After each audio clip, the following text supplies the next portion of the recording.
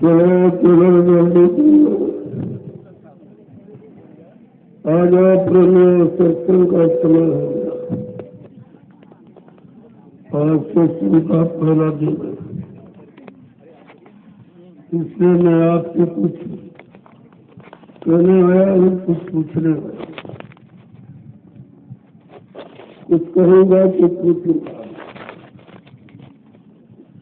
क्योंकि आपको 10 जुलाई 1952 से और 2012 के 60 बरस आपको सुनाया, इसलिए मैं आपसे पूछने आया हूँ, आपने गुरु बच्चों को याद रखा कि नहीं रखा, उनको समझा कि नहीं समझा, उन पर विश्वास किया कि नहीं किया। इसलिए मैं आपसे कुछ पूछने आया हूँ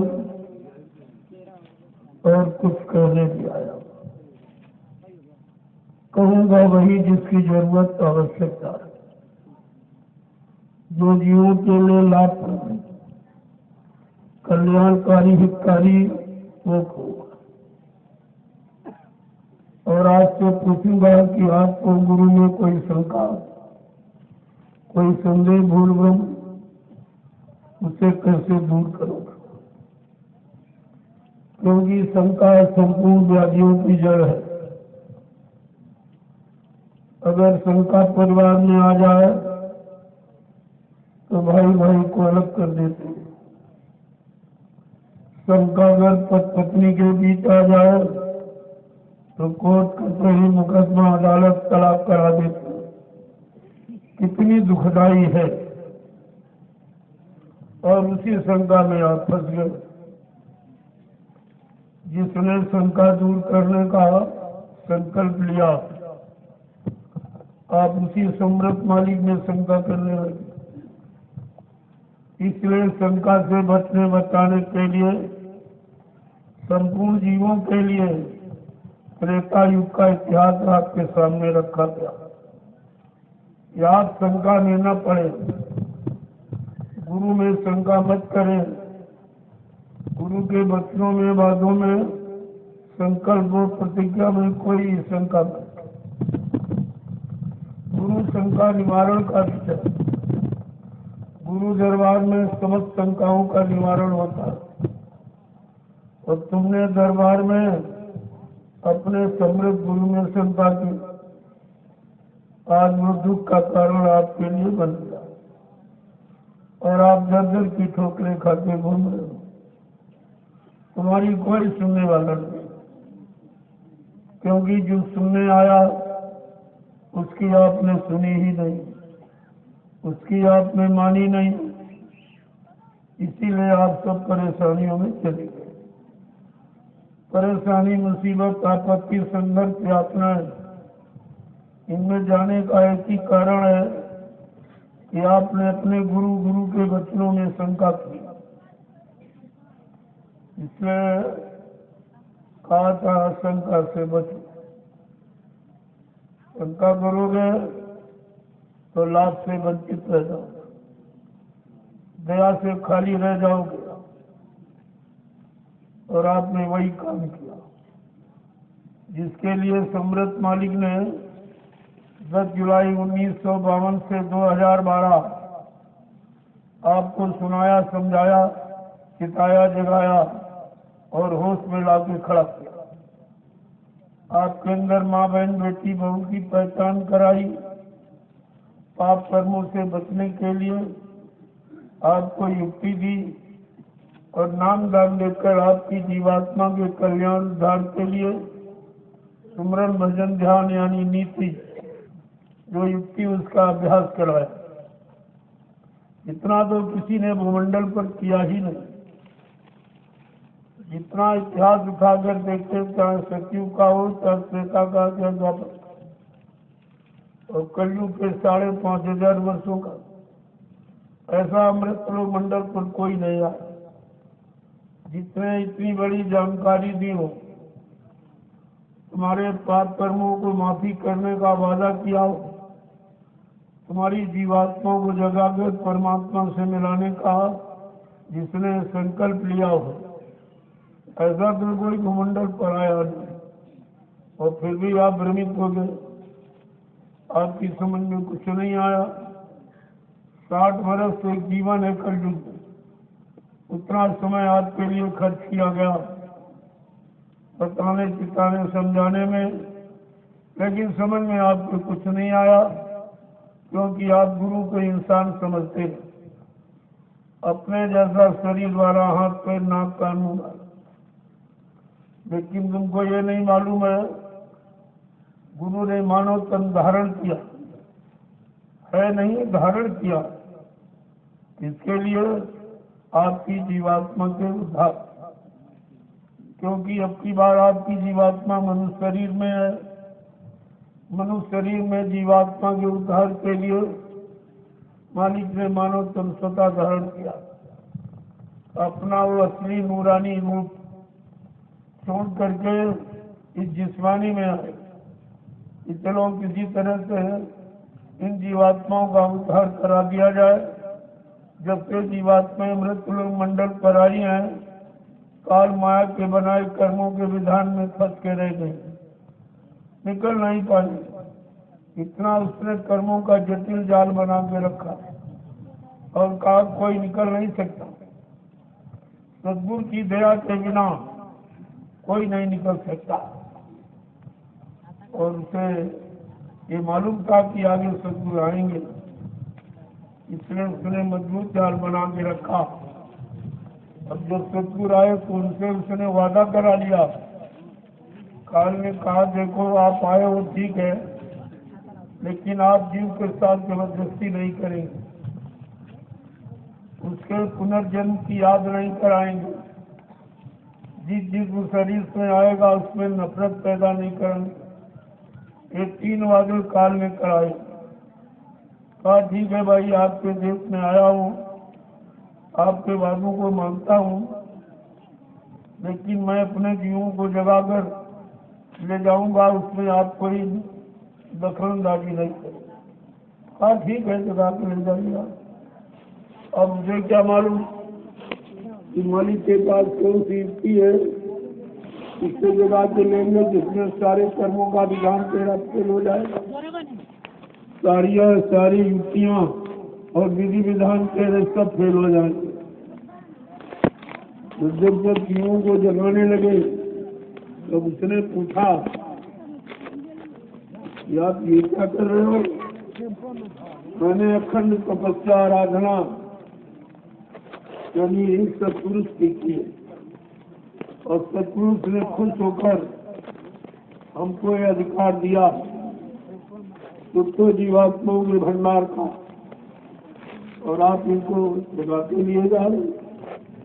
आज जब सत्पुरुष ने तुझे एवं मस्त कहते ये आशीर्वाद वरदान दिया था, तो भी कहा था मेरी एक संत सूरत, एक संत बोध मृत्यु मंडल पर आता जाता रहेगा, जीवात्माओं को जगा के घर पहुंचाता रहेगा, इसमें कोई तुम्हारी दखलंदाजी नहीं।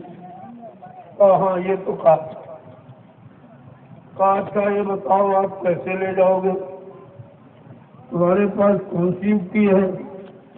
मैंने तो इतना कठिन जाल बना के रखा है कर्मों का, जिसमें कोई निकल ही नहीं सकता। कहा मैं 5 नामों के द्वारा ले जाऊंगा। तो काज सुन के बड़ा हंसा और काज तुम्हारे 5 नाम की आशा और हमारे यहाँ 84 भाषा, तुम्हारे यहाँ 5 नाम क्या करेंगे? हमने 4 खान 84 लाख ये जिस्म शरीर दुनिया से बनाए जीवों को छुपाने के लिए, तुम्हारे 5 नाम क्या करेंगे? तो मालिक ने कहा रे भाई मुझे नहीं मालूम, तेरी सारी 84 एक नाम में सिमट जाएगी। मैं तो बैठिए, आप बैठिए, ये भादों का महीना है, ये घनघोर बारिश का है, इतनी अभी उम्र थी आपके लिए गर्मी खत्म की गई, आप गर्मी से भी डरते, धूप से भी डरते और पानी से भी डरते, तो रोज इसलिए भीग लो, अरे भीग नहीं रहे हो, अपने कर्मों का मैल उतार रहे हो। ये भीगना तुम्हारे लिए बहुत अच्छा। ऐसी पुण्य पावन तिथियों में अगर तुम भीग जाओ तो सारे कर्मों की गंदगी उतर जाए। ऐसा साबुन है जो आपके लिए तैयार किया, तमाम ऐसे क्षेत्र के बूथ के लिए करते। यदि बिहार गया था, 5-2-2.5 महीने से बारिश ही नहीं, सारा धान सूख रहा था। बेचारे बड़ी चिंता करते थे। हमने कहा चिंता मत करिए, तुम्हारी समस्या ये सफल हो। बस इसी रात से इतना पानी गिरा और दिन भर मतलब रानी खाली और रात में बरसले। हमने कहा भाई मैंने तुम्हारी व्यवस्था में कोई बाधा नहीं डाली है, इसमें आप कोई बाधा मत डालिए। अपना काम बरसात वाला रात में कर दीजिए और दिन में 5 घंटे का टाइम दीजिए, बिल्कुल पूरा हो जाएगा।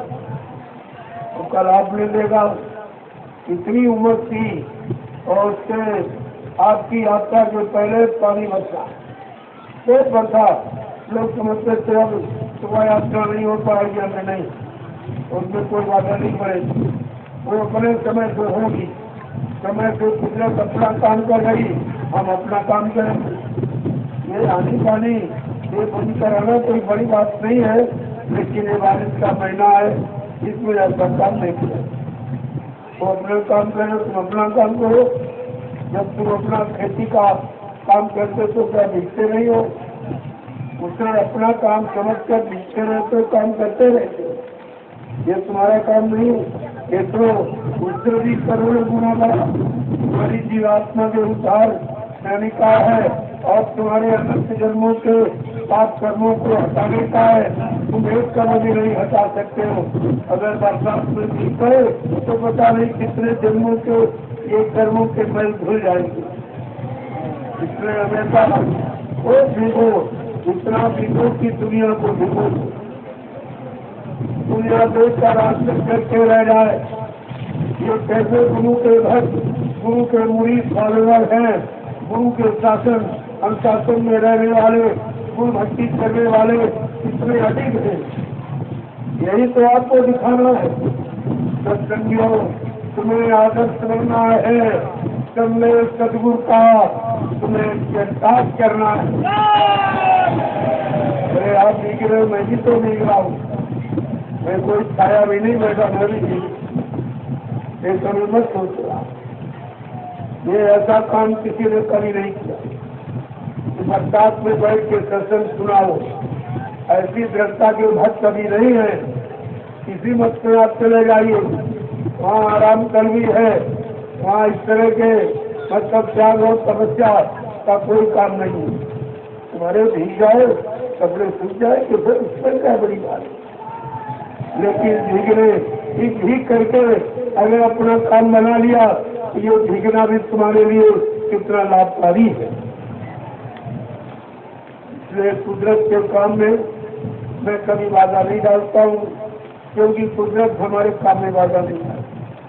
अब ये है इतनी उमस है, इतनी गर्मी है, अगर बारिश ना हो तमाम बीमारियां आ जाएंगी।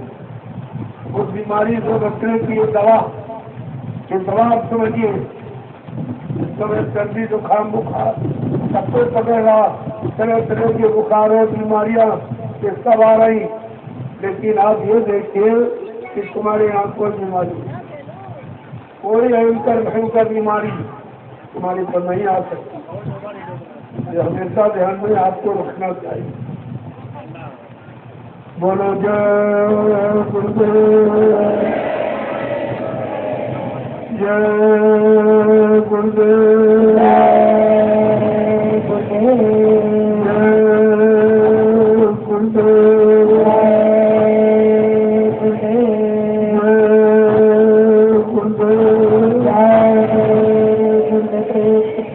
गुरुदेव, नाम किसका प्रभु का, जय गुरुदेव नाम किसका प्रभु का, प्रभु का प्यारा नाम। इसी भादों के महीने में और सारी शक्ति का जन्म हुआ। ये महापुरुष और सारी शक्तियों के जन्म का महीना, जैसे बरसात हो रही है ऐसे वो जीवों पर दया की बरसात करने आते हैं। और इस बरसात में जो भीग गया दया की बरसात है, उसने अपना काम बना लिया। जो इधर उधर छिपने लगे आड़ में वो रह जाते। इसलिए आपको तो इस महीने की कदर करना चाहिए। ये महीना बड़े भाग से संपूर्ण देश को अनाज रोटी की जरूरत है, क्योंकि रोटी में आपके प्राण है। जब प्राण सुरक्षित है तो ये कितनी बड़ी चीज है। अगर बरसात न हो ये सारी फसलें खत्म हो जाएगी, आपकी रोटी खत्म हो जाएगी तो आप जिएंगे कैसे, भजन कैसे करेंगे। तो तुमको तो इसकी बहुत बड़ी जरूरत है। उनकी जरूरत को पूरा किया जा रहा। बरसात होने से करोड़ों रुपए प्रेमियों के सिंचाई के बच जाते। और ये पानी जो काम करता है वो नीचे वाला नहीं, वो तो फसलों को जिंदा केवल रखता और ये बढ़ाता, ये बढ़ाता है और फल यानी पूरा का पूरा फल देता है। अगर आपको इसी तरह अपने जीवन को बढ़ाना, अग्रसर करना, विकास करना है तो इन चीजों से आपको डरना चाहिए। ये संत मत है। संत मत के प्रेमियों के लिए कहा गया, चले तूफान या आंधी उन्हीं से ओढ़ लेना है, जलाकर धर्म का दीपक जगत को ज्योति देना है। आप प्रकाश ज्ञान सत्य का वहन कराने आए हो, इसलिए तुम एक प्रमाण हो, एक प्रतीक हो समाज देश के लिए। तुम्हें तो बहुत संभल के रहना चाहिए। किसी तरह कोई स्थिति परिस्थिति आवे आपको घबराने की जरूरत नहीं है। मैंने अभी संत मत की शुरुआत की है। इस संत मत के प्रेमियों में कैसे लक्षण होने चाहिए और मैं 15 तारीख को रात खोलूंगा। जो सारा हिंदुस्तान सुनेगा आश्चर्यचकित हो जाएगा। किसी धार्मिक मिशन ने या राजनीतिक पार्टी ने ऐसा संसाधन बना के नहीं रखा और न जीवों को याद कराया, जिसके लिए कितनी लड़ाई लड़ी गई। विदेशियों को भगाने के लिए अंग्रेजों को कितने लोग कुर्बान हो गए, कितना खून बह गया धरती पर, कितनी माताएं निपूती हो गई, कितने बहनों का सुहाग लुट गया, चूड़ियां टूट गई, सिंदूर मिट गया। ऐसे ही सुख शांति का माहौल नहीं बन। आज उसी को कायम रखने के लिए हमें उसके नियम सिद्धांत को समझना। अंग्रेज चले गए, अंग्रेजियत छोड़ गए, जो तुम्हारी परेशानी का कारण है। जब यहाँ से गए तो गांधी महात्मा से कह के गए कि देखो मैं तुम्हारे देश को छोड़ के जा रहा हूँ, देखो कुछ लिए तो नहीं जा रहा हूँ, बिल्कुल खाली हाँ, लेकिन ऐसी छाप छोड़ के जाऊंगा जो हिंदुस्तान 300 वर्ष तक अपना सुधार नहीं कर पाए। आज वही हमारे आपके सामने, लेकिन दुनिया के पढ़े लिखे लोग, हिंदुस्तान के जानकार अधिकारी कर्मचारी, ये राजनेता, ये धार्मिक महात्मा, ये कोई नहीं समझ पाया कि वो अंग्रेजियत क्या वो छोड़ गए जिससे हमारा भारत देश 300 वर्ष तक परेशान रहेगा, गरीब हो जाएगा, मजबूर हो जाएगा, लाचार हो जाएगा, सारे देश से धर्म कर्म चला जाएगा, कच्चा मानो खान पान समाप्त हो जाएगा, लाज हया शर्म ये सब चली जाएगी, कुछ नहीं बचेगा भारतीय लोगों के पास। आज वही स्थिति है। यहाँ तक किसी की बुद्धि ने काम नहीं किया, न कोई राजनेता, न कोई धार्मिक आत्मा, और देश बिगड़ गया, समाज बिगड़ गया, परिवार बिगड़ गए, इंसान बिगड़ गए, सब मुसीबत आपत्ति गरीबी में बेचारे सब चले गए। संत मुझ ने एक बार फिर सच्ची जानकारी देने का ये संकल्प, ये प्रतिज्ञा सबके सामने की है और एक प्रमाण प्रस्तुत करने जा रहा।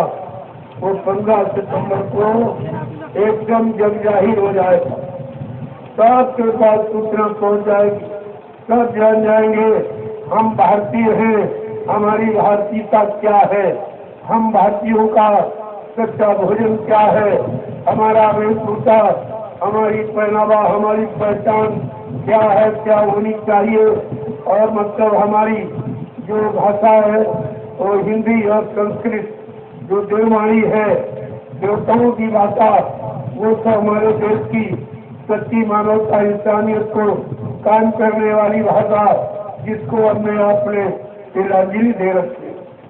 मैं 15 सितंबर को ये सारा रात खोल के रखूंगा, जो आज तक हिंदुस्तान में किसी ने आपके सामने नहीं रखा।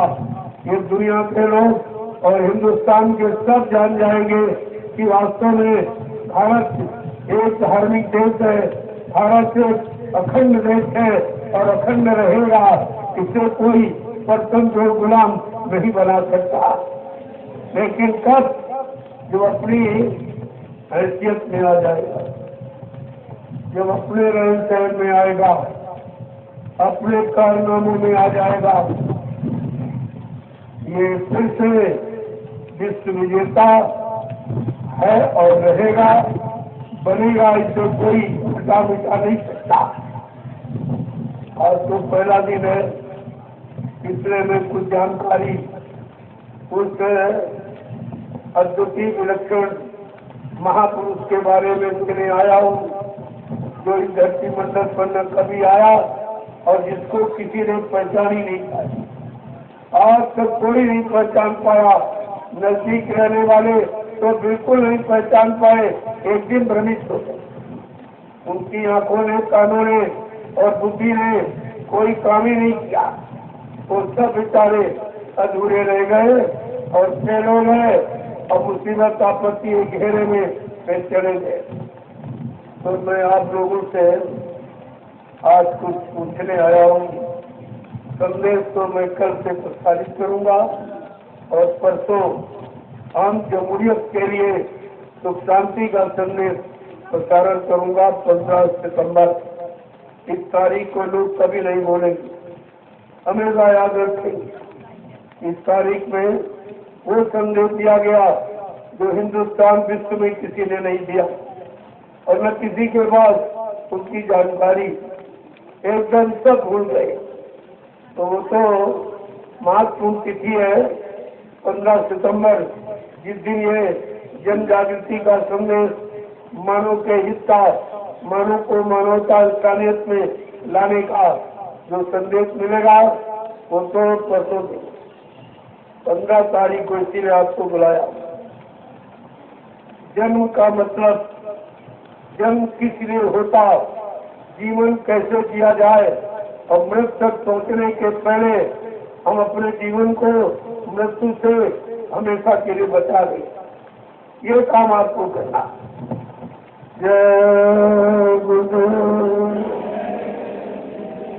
अब आपसे पूछूंगा, क्योंकि आपने अपने जीवन का इतना बड़ा हिस्सा वर्षों की पूंजी का, आयु उम्र का आपने खर्च किया है और 60 वर्ष 10 जुलाई 1952 से 2012 ये समय सब ले दिया।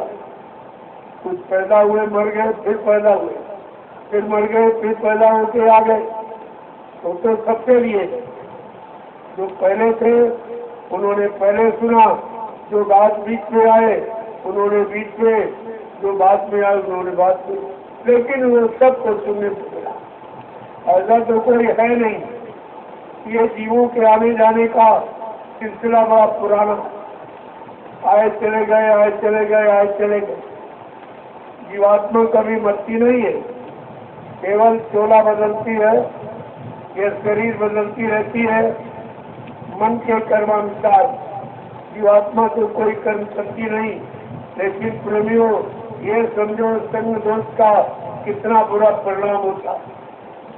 जीवात्मा जैसी जो अजर अमर अविनाशी है और परमात्मा गण जब उसको काल माया ने अपने कर्मों के जाल में फंसा लिया, मन को साथी बनाने के कारण जीवात्मा को ये सब यानी लेना पड़ा और बेचारी कुछ कह नहीं सकी और मजबूर होकर उसको फंसना ही पड़ा। लेकिन उसकी कोई निजी समस्या नहीं, न निजी कभी कर्म करते न यहाँ पर उसने कर्म किया, लेकिन फंस कैसे गए? ये संग दोष, मन को साथी बना लेने के कारण कितना भारी संग दोष लग गया, तो ये आपको समझना चाहिए। अब मैं आपसे कुछ पूछना चाहता हूँ। आप बाल बच्चेदार हो, सच बोलना कि आप लोग मथुरा जाते थे तो गुरु का दर्शन करने गए थे कि चेलों का? आप लोग मथुरा जाते थे गुरु का दर्शन करने कि चेलों का दर्शन करने? आप लोग मथुरा जाते थे गुरु की सुनने गए कि चेलों की सुनने गए थे? गुरु की। आप मथुरा जाते रहे हो, गुरु की मानने गए थे कि चेलों की मानने गए थे? गुरु की।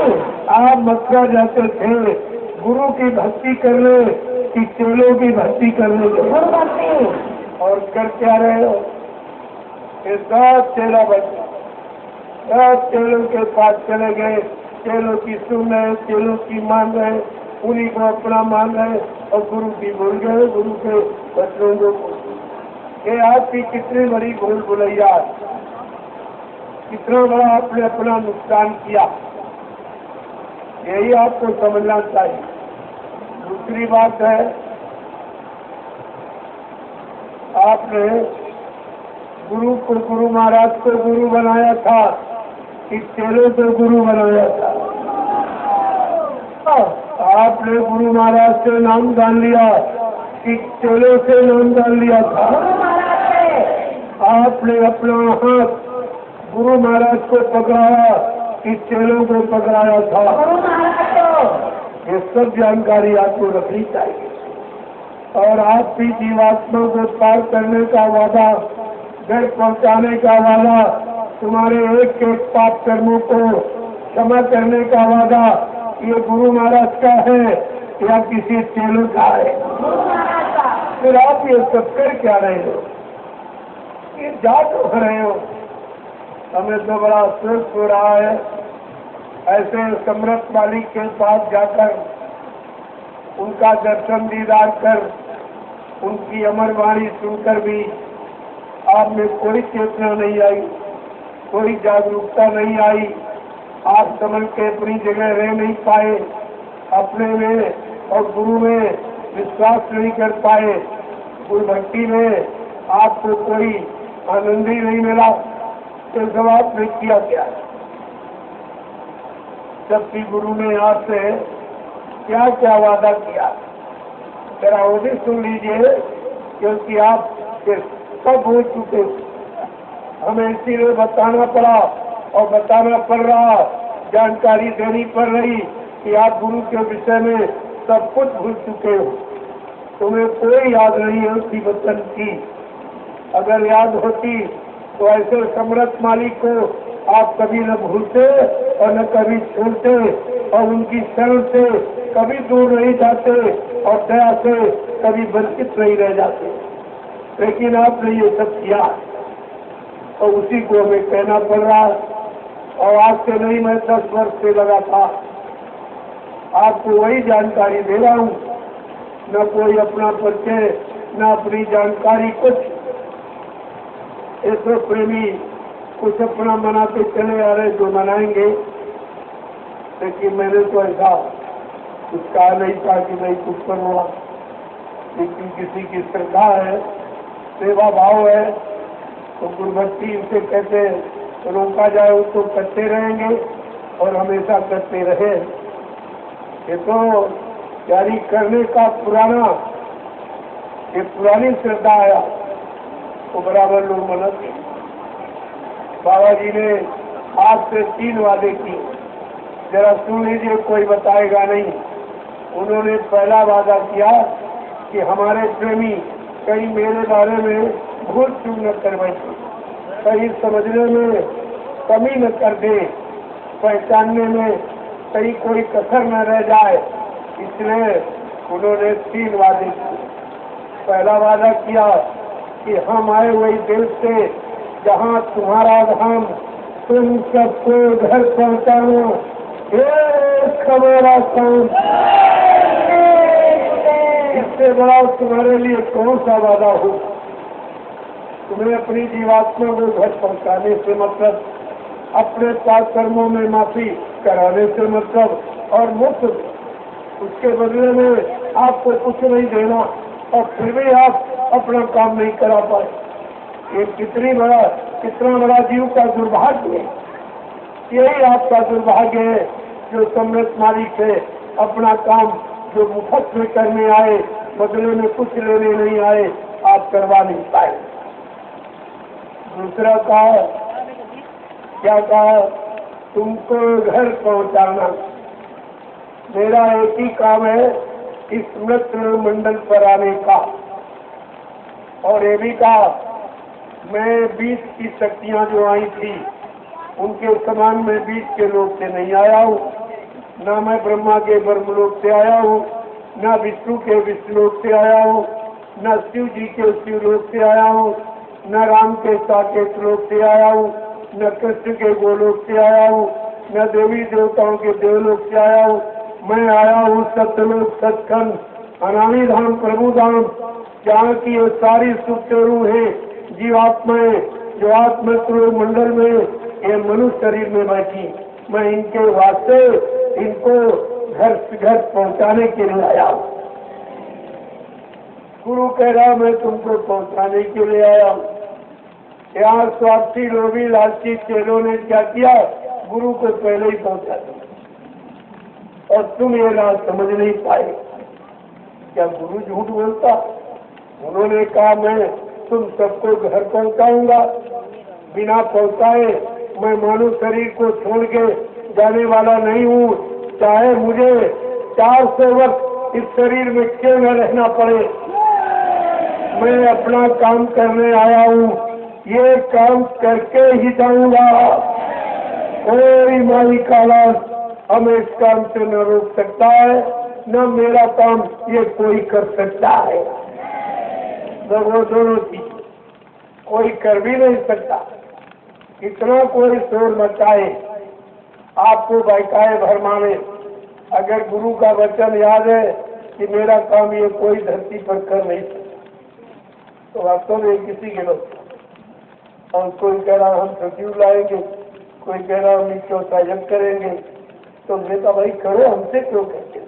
तुम कर सकते हो तो करिए, और सचिव ला सकते हो ले आइए, हम कब मना करते हैं तुम्हें।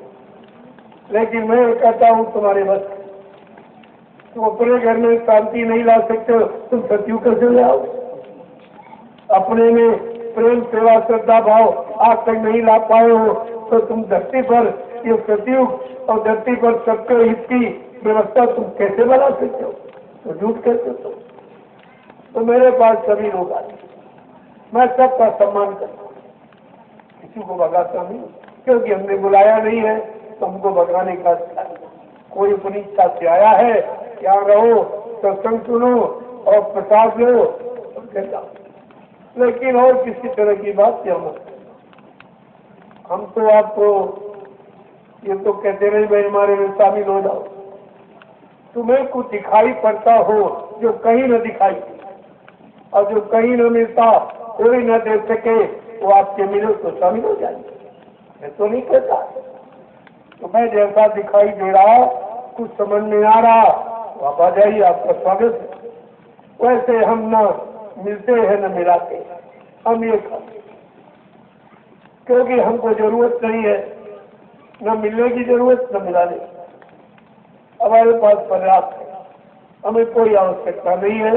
मैंने तो यही कहा, हमको केवल एक भीषण और एक हनुमान अगर मिल जाए तो लंका जैसा काम हो जाए। लेकिन वो लंका का, वो विनाशकारी लीला का था। लेकिन सदगुरु की विनाशकारी लीला नहीं है, संभाल लीला, संभाल करने की, सबको अपराधों के क्षमा करने की है और सारी जीवात्माओं को जगाकर घर पहुंचाने की। ये तो लीला अनोखी जो न कभी की किसी और न कोई कर सकता। अब धीरे धीरे धीरे धीरे लोगों की समझ आने लगा, आ जाएगा, आ जाएगा। मेरा काम कोई ऐसा ही नहीं तो मैं किसी का नुकसान चाहता हूँ और अपना भला चाहता हूँ। मैंने अपने लिए तो कभी कुछ कहा नहीं और 1 रुपया भी कभी आज से मांगा नहीं। जो तुमने श्रद्धा सेवा भाव में दिया कि हमारा अच्छी जगह लगा देना अच्छे काम में, तो मैं आपका अच्छे काम में, आप नैनीताल चले जाइए, 88,000 ऋषियों की तपोभूमि पर देख लीजिए, तुम्हारी कमाई की एक एक पाई लगी, एक एक पाई आपकी, क्योंकि मेरे पास कोई खर्चा नहीं। न मैं फल फूल मेवा खाता, न दूध घी पीता, न घी तेल चला भोजन प्रयोग करता। मेरा और रूखी सूखी एक रोटी 2 पैर नहीं था। इस समय एक ही ले रहा हूँ, कभी दोनों टाइम नहीं लेता।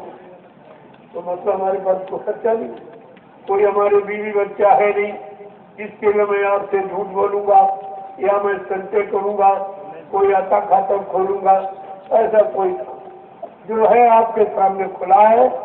ये कपड़े भी आप लोग देते हो तो पहन लेता हूँ, कपड़े आपके दिए पहनता हूँ, एक रोटी तो पहनता हूँ, आपकी दी हुई खाता हूँ। ये जितनी गाड़ियाँ खड़ी मेरे नाम एक भी गाड़ी, ये सब आपने दी है कि धर्म का प्रचार हो जाए, अच्छे समाज का निर्माण हो जाए।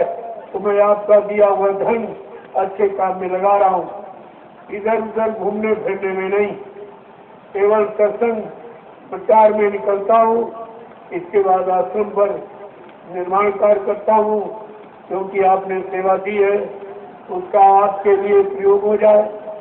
आप जब जाएंगे, कहाँ बैठेंगे, कैसे रहेंगे, आपकी सुविधा में खर्च करता हूँ। बल्कि मेरी कोई सुविधा नहीं, मेरा सब, मेरी पहचान झोपड़ी है। आप देखते हो यहाँ भी झोपड़ी में रह रहा हूँ और वहाँ भी झोपड़ी, 3 आश्रम बने हुए, लेकिन मैं झोपड़ी में ही रहता हूँ। तो सबको मालूम, जैसी वो मोटी छोटी आप बना देते उसी में निवास करता हूँ। तो हमें तो कोई जरूरत है नहीं, तो काम कैसे नहीं होगा? जब आदमी अपना पेट भरेगा, अपने भोग विलास में जीवन व्यतीत करेगा, वो देश समाज के लिए कुछ नहीं कर सकता, कुछ भी नहीं कर सकता। ये प्रमाण है पक्का। और मैं ऐसा कोई कार्य करता नहीं हूँ। सब मीडिया पत्रकार सब थक गए मेरे बारे में खोज करके, जानकारी करके। हमने कहा कुछ सही नहीं तो तुम पाओगे क्या? आते चले जाते, पूछते, हमने कहा पूछते जरूर हो, लेकिन मेरा कहा आप छाप नहीं सकते हो, ये तुम्हारे बस की बात नहीं। तुम सत्य को कभी छाप नहीं सकते, सत्य कहना तुम्हारे बस की बात नहीं है, तुम्हारी बुद्धि में नहीं है, और तुम्हारे कलम में स्याही और कागज में जगह इस सत्य वचनों को छापने की नहीं है। मैं स्पष्ट कह देता हूँ। एक जगह में अभी काफिले में जो साइकिल यात्रा निकली, सब लोग आश्चर्यचकित रह गए कि आज लोगों ने साइकिल पर बैठना छोड़ दिया, सब मोटरसाइकिल पर बैठ रहे, ये साइकिल यात्रा कैसे निकालेंगे? और ऐसी निकली, लोगों ने बड़े आश्चर्यजनक भाव से देखा कि इतनी गर्मी धूप में ये इतने 1000 आदमी जा रहे हैं, और खासियत ये थी उसमें 50 कन्याएं, तो भी साइकिल चला। ये देखकर ये सब आश्चर्य रह गए। मीडिया पत्रकार एकदम दांतों तले मुंह कमाने लगा, ये तो काम आज तक किसी ने न किया है न कोई कर सकेगा। ये सब देखा, क्योंकि ये सड़क पर हो रहा, कोई कमरे बाउंड्री में तो था नहीं, साथ के सामने हो रहा था, और करके दिखाया। लेकिन समझ में किसी के नहीं आया, क्योंकि जो स्वार्थ में, लोभ लालच में मान सम्मान अधिकार में जीवन यापन कर रहा है, वो संत मत के किसी वचन को न मान पाएगा, न समझ पाएगा, न कर पाएगा, न उसके अनुसार अपने आप को चला पाएगा। ये आप सब देखा। और लोग का जो ने बड़ा व्यवधान भी पैदा किया, परमेश्वर रद्द कराया, कार्यक्रम नहीं होगा। हमने भाई देखो, ये सत्य देश है, ये धार्मिक देश है, ये राम की कर्मभूमि, धर्म भूमि, कृष्ण की कर्म भूमि, संतों की, फकीरों की योग भूमि है। इस पर से सत्य कभी कोई मिटा हटा नहीं सका। इसलिए बाधाएं आएंगी, चल जाएंगी, और कार्यक्रम पूरे 39 दिन एकदम निर्विघ्न संपन्न हुआ। सब जानी आश्चर्यचकित रह गए, सबने जोर लगा दिया। हमने लगो में पहले भी कहा गया था, जोर लगा ले अहले जमाने, तब तक जोर लगाएगा जग में देव गुरुदेव का झंडा लहर लहर लहराएगा। अरे तुम इस बरसात को चुनौती दे दो, तेरे पास जितना पानी है सब उमेर दे, सारी फसलों में डाल दे, लेकिन मैं हटने वाला नहीं हूँ, मैं मैदान से हटने वाला नहीं हूँ। ये तुम्हारी तटस्थता, ये कृतज्ञता यानी निर्भीकता देख कर लोग आश्चर्यचकित रह जाएंगे, क्योंकि आप ऐसे हो। ये तुम्हारा पूरा सचित्र सब उधर जा रहा, पूरा हिंदुस्तान में जा रहा। ये बच्चे उनको सब भेज रहे, सब देख रहे ऐसी भीषण बारिश में ये कैसे लोग हैं। तो आपकी तो महिमा है ही, देखकर अरे भीगना तो रोज आता है। नहाने के लिए लोग शिकायत करते हो, आज झरना नहीं चला, आज पानी नहीं आ रहा, लाइट नहीं आ रही। अरे तो आप मुफ्त में तो अमृत बरस रहा है। ये बच्चा ये पानी अमृत है, उसको गंदगी जो नीचे की है, नीचे गंदगी सब जा रही।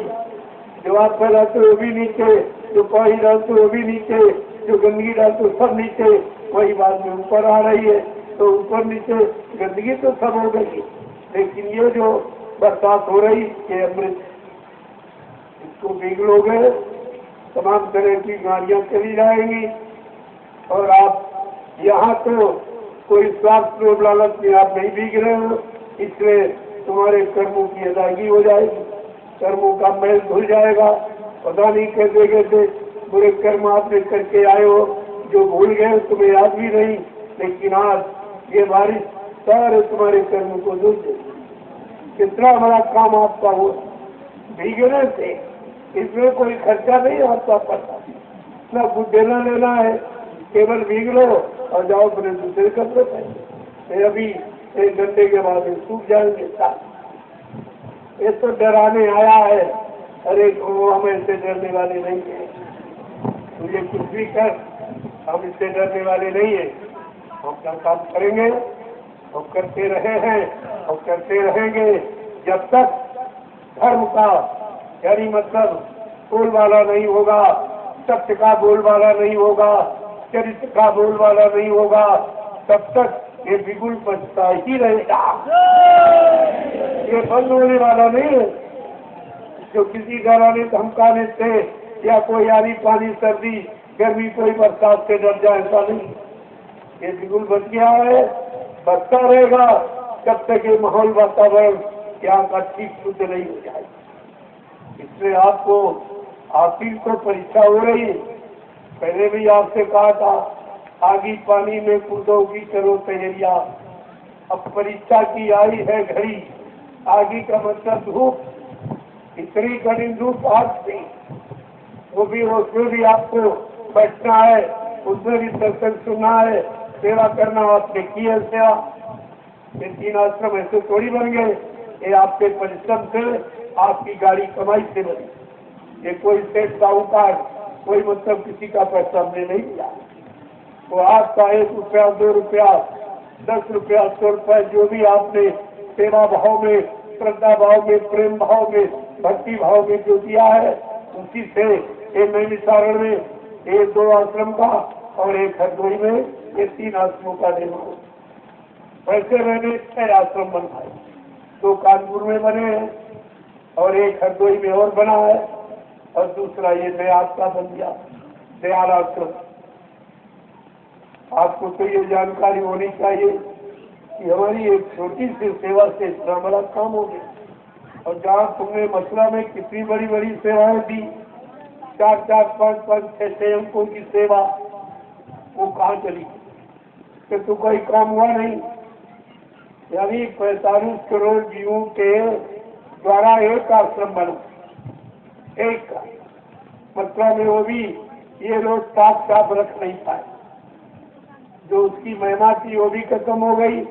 जो मंदिर की महिमा जग जाहिर कि विश्व में ऐसी कोई इमारत नहीं है जो मथुरा में, उसको भी इन्होंने गद्दा कर दिया, उसकी भी कोई मर्यादा नहीं रखी। हमको मजबूर होकर इन 3 आश्रमों का निर्माण करना पड़ा, प्रेमियों के लिए, अपने लिए नहीं, प्रेमियों। कोई अपना नाम हमने नहीं लिखवाया हो, मेरा नाम आप कहीं नहीं पाओगे। कई कई लोगों ने श्रद्धा सेवा में फोटो छाप दिया, वैसे मैं मना कर कि भाई मेरे फोटो छापने की जरूरत नहीं है, जिसका है वो ठीक है, और उसी से काम हो जाएगा। छापने से नहीं, काम करने से छाप लग जाएगी, और वो छाप कभी मिटेगी नहीं। ये कागज वाला फोटो तो फट जाएगा, खत्म हो जाएगा, लेकिन जो कर्म करके, जो काम करके दिखा दिया जाएगा, वो फोटो, वो छाप कभी मिटेगी नहीं। और उसी की देश को जरूरत है, और उसी में आपको सम्मिलित कर रहा हूँ। तो ये नमूना संत मत का मैं पेश करूंगा 15 सितंबर। फिर इस तारीख को लोग कभी नहीं बोलेंगे कि इसी दिन भारतीयता का उदय हुआ। कि भारतीयता क्या है, भारत देश की महिमा क्या है, ये विश्व प्रसिद्ध क्यों, ये विश्व का गुरु क्यों था और क्यों नहीं है और क्यों होगा, ये सब जानकारी आपको पता दूंगा। सुनकर लोग ताज्जुब में रह जाएंगे, ये तो कभी किसी ने किया ही नहीं और ऐसा किसी ने कहा नहीं। जब आप सुनेंगे तो आप भी खुश हो जाएंगे, और जो सुनेगा वो प्रसन्न हो जाएगा। सारा विवाद समाप्त हो जाएगा, सारा झगड़ा समाप्त हो जाएगा। जब सही सच्ची जानकारी सबको सबके हित लाभ के मिल जाएगी तो विरोध नाम की चीज नहीं है। इसलिए मैंने वो तारीख निश्चित कर रखी है। उस दिन भारतीयता का जन्म, भारतीय शुद्ध खान पान का जन्म, भारतीय रणपूजा का जन्म होगा, भारतीय राष्ट्रभाषा का जन्म होगा। ये जन्मोत्सव आप देखिए तो पहले ये किस तरह से होता है। आज व्यवस्था जो बिगड़ गई है वो केवल हमारी नासमझी के कारण, हमारी अज्ञानता यानी अल्प ज्ञान अल्प बुद्धि के कारण हम समझ नहीं पाए। अगर समझ जाते तो समय तो आपके लिए इतना अच्छा आया था कि सब कुछ अच्छा हो जाता, कुछ बुरा रहता ही नहीं। लेकिन नहीं समझ पाए, वो वहां जो करने आया वो थोड़ी हट जाएगा। तुम्हारी नासमझी से वो पीछे थोड़ी हट जाएगा, वो अपना काम थोड़ी बंद कर देगा, वो कोई न कोई भूमिका बदल देगा, रास्ता बदल देगा, जुक्ति बदल देगा, कराएगा थोड़ी सी, और तुम हंसी खुशी से करोगे। तो आज जो बिगाड़ हुआ है इंसान का, परिवारों का, समाज का, देश का, दुनिया का, वो कारण सब बताऊंगा। आज तक किसी ने बताया नहीं है। इतने बड़े बड़े विद्वान आए, अपने आप को विद्वान कहने लगे। मैं तो कोई विद्वान अपने को कहता नहीं, और न मैं कोई विद्वान हूँ। मैं विद्वान नहीं हूँ, मैं वर्तमान में विद्वान हूँ। मैं विद्वान जरूर हूँ, मौजूद हूँ और देख रहा हूँ मौजूदगी में कि क्या क्या हो रहा है, क्या होना चाहिए और क्या हो रहा, इंसान को क्या करना चाहिए, क्या कर रहा, क्या खाना चाहिए, क्या खा रहा, ये सब देख रहा हूँ। क्या सोचना समझना चाहिए और क्या सोच समझ रहा, ये सब देखा जा रहा। इससे मैं विद्वान नहीं हूँ, विद्वान मौजूद हूँ, देख रहा हूँ, और सारी समस्याओं का समाधान भी आपके सामने लाके खड़ा कर दिया जाएगा। आप चिंता क्यों करते? जो कहा जा रहा सब करके दिखाया जाएगा, जो कहा गया वो सब आपके सामने होगा। इसमें कोई इधर उधर होने वाला नहीं, लेकिन हर चीज का एक समय होता है। अगर समय के पहले हो जाए तो आप मानोगे। एक बार एक कॉन्फ्रेंस हो रहा था हरियाणा में, तमाम लोग एक बैठे थे, तो अपने अपने 45 पत्रकार दिल्ली से चुने हुए हाई लेवल के लोग वो आए थे परिचय लेने।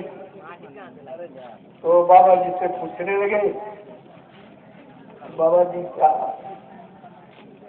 आप जो पूछे हो? कहते भाई तुम्हारी मेमोरी बहुत कमजोर है।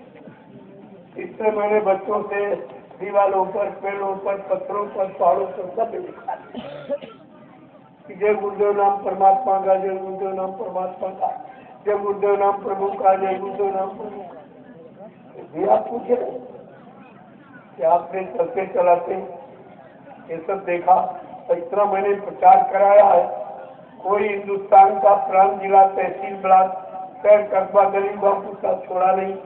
क्या मैंने जगह समय के नाम का प्रचार न कराया? और तुम्हारी याददाश्त इतनी कमजोर, फिर भी आप पूछ रहे। अरे भाई, वो भगवान का और प्रभु परमात्मा का नाम या कोई इंसान भगवान प्रभु बन जाएगा? इतनी भी आपकी जानकारी नहीं थी तो चुप हो गए। महात्माओं का तो अचूक और श्रोता है बच्चों का। बोलने लगे क्या दूरदर्शी में अच्छे लोग और कहीं नहीं मानता है? कब मैंने ये सीखा? मैंने यह कहा जब तुमको देश चलाने के लिए अच्छे लोग न मिले, तुम्हारा विश्वास खत्म हो चुका हो, तो मैंने 1 करोड़ को तारमोरा फैलाया। वो तुम्हारे देश का, समाज का, परिवारों का, इंसानों का काम बिना तनख्वाह के और बिना किसी पद के और तुम्हारा कर देंगे। जब तुम्हारा काम चलने लगे तो गद्दी पर तुम बैठ जाना, वो तो भजन करेंगे, वो तो भजन करेंगे। मैंने तो ये कहा। फिर वो तमाम पत्रकार इकट्ठे होकर सब तर्क करने लगे कि आप भगवान हैं, हम आपको मानते कर। तो मैं तो कभी नहीं कहा और न कभी कहूंगा कि मैं भगवान हूँ, मैं गुरु हूँ, मैं सदगुरु हूँ, मैं महाराज हूँ सरकार में। तो न कभी कहा न कभी कहूंगा, और हमको इसे कहने की जरूरत भी नहीं। जिसको यहाँ रहना हो वो बने, हमें यहाँ से काम करके जाना और बनने बनाने की बात चुप हो जाए। फिर तमाम लोग इकट्ठे हुए। चल अच्छा ये बताओ क्या हम आपको भगवान परमात्मा तो आप जल्दी से काम कर ला दीजिए, अच्छी व्यवस्था कर दीजिए, सबको सुख शांति मिल जाएगी, हो जाए। तो सबको बुलाया, पार्ट पे बुलाया जो सबसे वृद्ध था, उसका मीडिया सबसे योग्य था, उसको बुलाया पास पे। उसके कान में क्या कह रहे थे, लेकिन कान में कहा कि बच्चा अगर तुम्हारे घर में तुम्हारी बीवी के समय के पहले अगर बच्चा पैदा हो जाए, तुम ये कहोगे हमारा है ही नहीं, तुम इसको नहीं मानोगे। तो मेरी बात समझ के पहले तुम कैसे मान लो? कितना सटीक उत्तर, एकदम चुप रहे। जवान सबकी बंद हो गई, सारे पत्रकार मीडिया उसके चले गए। कहते रहे भाई इनसे तो खोपड़ी तोड़ रहा, पता नहीं कैसी खोपड़ी है, कहाँ से एकदम रखा हुआ हाजिर, यानी जवाब मतलब यानी नहीं। अब उन्हें क्या मालूम ये सब क्या है? तो कहने का मतलब ये सब आदमी इतनी राजनीति नेता सब जेल में बंद करके तरह तरह के यानी मतलब परेशानियां, दुख तकलीफ ये सब दे चुके हैं। और भ्रामक प्रचार, बदनामी कर करके तो फूल बाग में जूते और चप्पल का झूठा प्रचार करके सब कुछ किया। और सोचते थे अब बाबा जी भाग जाएंगे, कभी कोई प्रचार नहीं करेंगे, कोई नहीं बोलेंगे। लेकिन महापुरुष अपना बिगुल जिसने बजा दिया वो बगैर यानी सत्यता बोलाए तो बंद नहीं करता, कोई नहीं बंद करा सकता। ये सब आपके सामने हुआ और आपने ये सब सुना, तो फिर भी आप भ्रमित हो गए। जो काम करने आया जेल में बंद किया गया, तरह तरह की यात्राएं दी गई, लेकिन अपने काम से नहीं, काम से पीछे नहीं, आवाज लगाना बंद नहीं किया। तो आप उनके मुरीद हो, फॉलोअर हो, तो तुम कैसे समय समय पर हट जाते हो? तुम्हारे अंदर कैसे मतलब शंका, संदेह, भूल भ्रम पैदा हो जाता है? मतलब यानी अच्छाई को भूल के बुराइयों में चले जाते हो, निंदा आलोचना करने लगते हो। ये सब तुम्हारी कमजोरी, तुम्हारी अल्प बुद्धि का कारण है। तो आप समझ नहीं पाते। पहले भी आपने कहा था इसमें अपनी बुद्धि मत लगाना, ये परिवर्तन मानव बुद्धि के परे, न कोई सोच सकता, न कोई कर सकता, न कोई विश्वास ही कर सकता। ऐसा परिवर्तन 80 बार वैचारिक परिवर्तन, वो मार काट हिस्सा वाला नहीं, वो तो तमंचा वाला बच्ची, वो बम अणुबम परमाणु बम नहीं चलाए जाएंगे। यानी ऐसा अनोखा परिवर्तन वैचारिक क्रांति के द्वारा। अरे लोगों के भाव विचार बदले जाए तो काम बन जाएगा, और तुम्हें क्या बदलना। लेकिन विचारों में परिवर्तन कैसे आएगा, इस पर तो किसी की बुद्धि जाती नहीं। पहले सोचो विचार पैदा कैसे होते, जैसा करो आहार वैसे बने विचार। आहार से विचारों का जन्म होता है। शुद्ध आहार करोगे, मानवीय आहार करोगे, सात्विक आहार करोगे, तो सात्विक विचारधारा, मानवीय विचारधारा, इंसानियत की विचारधारा तुम्हारे अंदर पैदा। जब ऐसी विचारधारा आ जाएगी, वैसी आपकी सोच हो जाएगी, फिर वैसे आपकी समझ हो जाएगी, फिर वैसे ही आप करने लगोगे। जब करने लगोगे तो लाभ आपको मिलेगा, वो करने वाला लाभ आपको मिलेगा। ये सब तो थोड़ी में तुम घबरा जाते हो। अभी देखा जरा सा आया पानी, यू खुद ही बन गया। तुम्हारी निर्भीकता, तटस्थता, कृतज्ञता को देखकर ये खुद ही डर गया। अरे आप सुख गए, लेकिन तुम्हारी कट्टरता को देखकर कितने लोग बदल जाएंगे ये आप नहीं सोचते। ये थोड़ा सा अपने में तटस्थता ले आए, कृतज्ञता, निर्भीकता ले आए, अपनी जगह आप बैठे रहे, ये देखकर कितने लोग बदल जाएंगे। ये ऐसे लोग हैं, ये तो कोई नहीं कर सकता। कोई पानी में नहीं बैठेगा तो कभी वहां जाएगा ही नहीं, लेकिन यहाँ आए हैं और भीग रहे हैं और बैठे हैं और सुन रहे हैं, समझ रहे हैं। ये काम कोई, ये तो बहुत छोटा था। जब ये नहीं कोई कर रहा तो आगे जो काम आप करने जा रहे वो कैसे लोग कर पाए? तभी तो उनका इतिहास होगा जो आगे आने वाले समय के लिए अपने आप को कुर्बान करते। इसके लिए समाज, परिवार, देश में धर्म की स्थापना के लिए मानवता, इंसानियत, प्रेम, प्यार, मोहब्बत, सेवा, दया, सदाचार, परमात्मा की यादगार के लिए, माँ, बहन, बेटी, बहू की फर्क पहचान के लिए अपने आप को न्यौछावर कर देंगे, उनका कंटिन्यू इतिहास बनेगा। आपको उसी के काबिल धीरे धीरे बनाया जा रहा, धीरे धीरे बर्दाश्त क्षमता आप में पैदा की जा। पानी में खड़े रहोगे, धूप में खड़े रहोगे, सर्दी में खड़े रहोगे, ये देखकर लोग खड़ा होना सीख जाएंगे कि खड़े होने का मतलब क्या है। जो संकल्प लेकर हम खड़े हुए, जब तक हमारा संकल्प पूरा नहीं होगा हम खड़े रहेंगे, पड़े रहेंगे, अड़े रहेंगे, लेकिन दरबार नहीं छोड़ेंगे। ये हमारी आपकी पहचान होनी चाहिए। कल आपने जो परिचय दिया है अनुशासन का, तो कर्मचारी अधिकारी ने देखा इतनी बड़ी भीड़ अगर किसी नेता किसी की भी होती तो रोड जाम हो जाती। पुलिस कर्मचारी बेचारे परेशान, तमाम दुकानें लूट जाती, तमाम खेतों की फसलें खत्म हो जाती, लेकिन कुछ भी देखने को नहीं मिला होगा। इतने प्रेम, प्यार, मोहब्बत में यानी लोग चल रहे थे, इतने अनुशासन में मैंने दिखा दिया कि अनुशासन किसे कहते। अगर अनुशासन सीखना है तो आ जाइए आप, आपको देखने को मिलेगा। इतने लोग यानी हजारों की संख्या में आपके सामने लोग चल रहे थे, एक तरफ सड़क का आधा हिस्सा खाली, क्योंकि किसी भी वाहन को परेशानी, प्रशासन की व्यवस्था में कोई बाधा न हो, इनको कोई तकलीफ ना हो। जब हमारे काम से किसी को कोई तकलीफ नहीं होगी तो क्यों नहीं लोग अपनाएंगे, क्यों लोग इसमें नहीं आएंगे। ये तो आने का रास्ता ही खुल गया। ये सब देखा था, कितना कुंटल प्रसाद बता जो हिंदुस्तान में आज कोई नहीं करे। कोई तुम्हारे घर गांव सड़कों गलियों में कभी प्रसाद बांटने नहीं आया होगा। आपकी बीमारी, परेशानी, मुसीबत को दूर करने की ये दवा, ये महाप्रसाद दवा है जो 88,000 ऋषियों की तपोभूमि नैनीताल से लेके आया और आप सबको देने की। और खुले आम बात आ गया।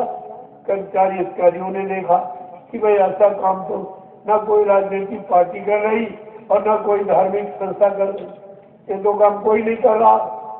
इस तरह अनुशासन में कोई रह नहीं रहा। इस तरह पुलिस कर्मचारी अधिकारियों का कोई सम्मान भी नहीं कर रहा जो मैं करके दिखाता हूँ। पूरे भारत में मैंने घूम घूम कर ये पुलिस कर्मचारी अधिकारियों को जो मैंने सम्मान दिया, और मैंने कहा जब तक आपका इसी तरह सम्मान नहीं होगा देश समाज कभी उन्नत नहीं करेगा। किसी का बचाव, किसी की सुरक्षा संभव नहीं है, ये मैंने कहा और कह रहा हूँ। तो ये सम्मान सबको चाहिए, सम्मान सबको चाहिए। जो काम न करता हो सम्मान करके आप उससे काम करा सकते, और वो करेगा ये सच्चाई, ईमानदारी और मेहनत से करेगा। लेकिन जब सम्मान नहीं होगा, उचित मजदूरी नहीं मिलेगी तो कैसे करेगा। एक किसी ने पुलिस कर्मचारी अधिकारियों के राज तक हिंदुस्तान में किसी ने, कोई राजनीतिक नेता पार्टी ने नहीं कहा, केवल बाबा जी ने कहा था। 80 से कहना शुरू किया, ये पुलिस कर्मचारी अधिकारी ये सबसे ज्यादा मेहनत करता। लोग दिन में मेहनत करते, रात में बेचारे दौड़ा, ये रात ही मेहनत। इनको अपने बच्चों से मिलने का, तीज त्योहार मनाने का भी इनके पास समय नहीं है। इसी जो मेहनत करता हो 24 घंटे और तनख्वाह 8 घंटे की दी जाए, ये अच्छा नहीं। ये कोई नियम, कोई सिद्धांत नहीं है। एक फैक्ट्री में मजदूर जब ओवर ड्यूटी करता है तो डबल तनख्वाह देते। ये बेचारे रात की ड्यूटी, दिन की ड्यूटी और तनख्वाह देते। ये किसी ने नहीं कहा, बाबा जी।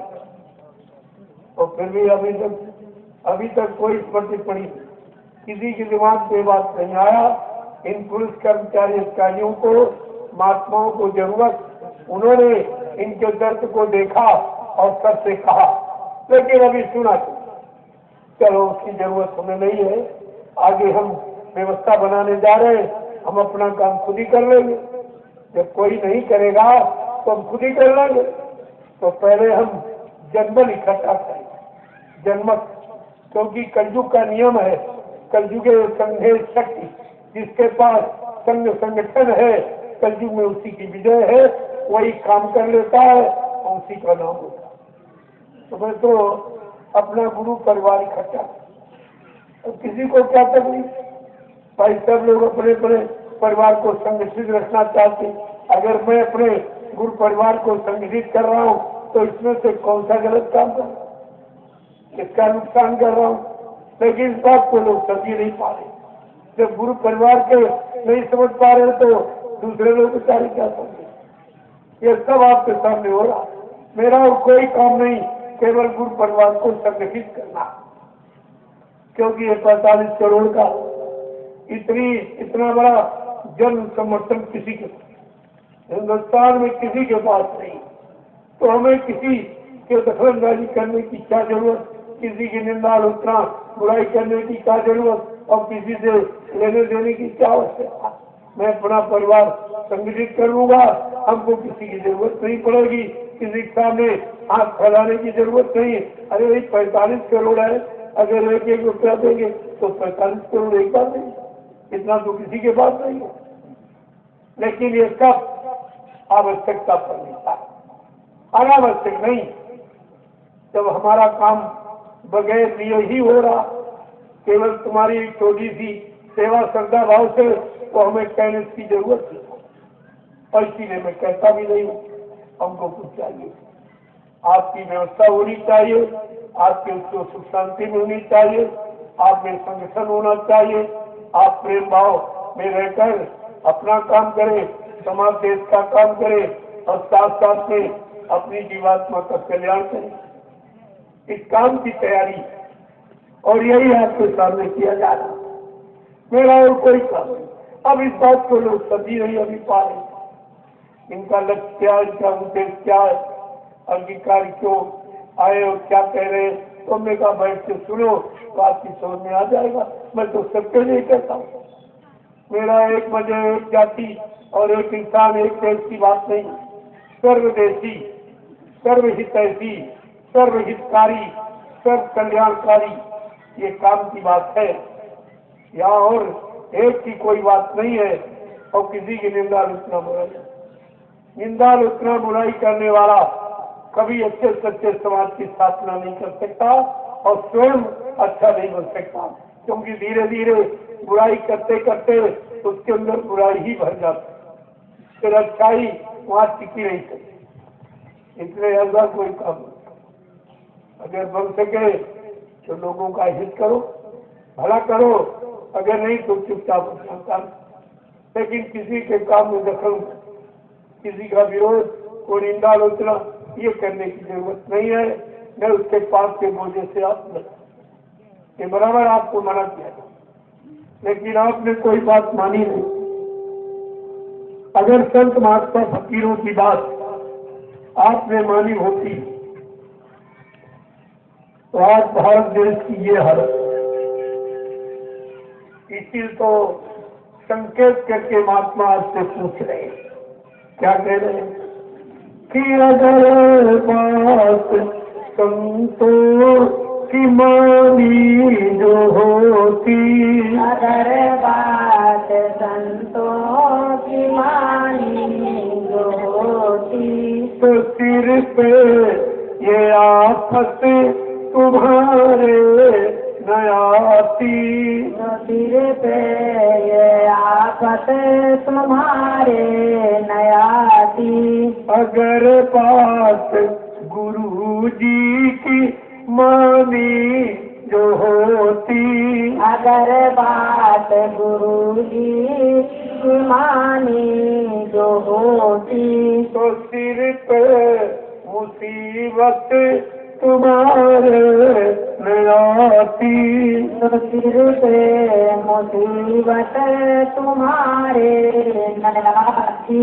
अगर बात मुर्शिद की मानी जो होती, अगर बात मुर्शिद की मानी जो होती, तो सिर पे कयामत तुम्हारे न आती, तो सिर पे कयामत तुम्हारे न आती।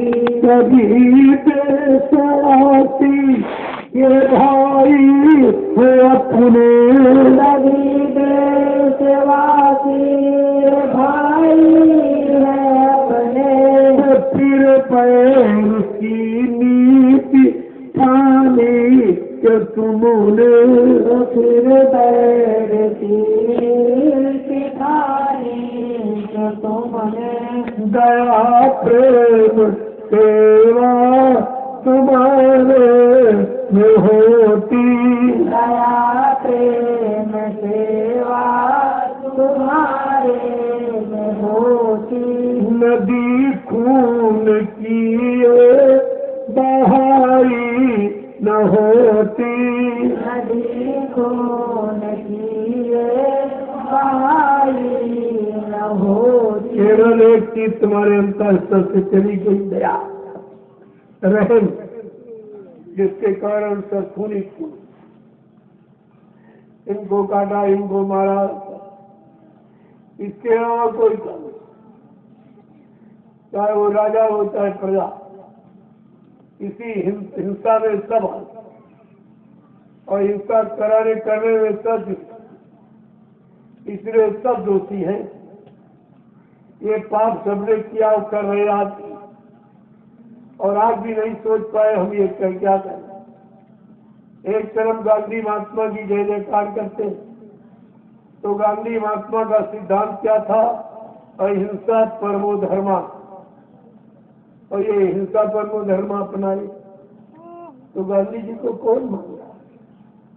अरे गांधी का फोटो लगाने से गांधी की मान्यता थोड़ी मानी जाए।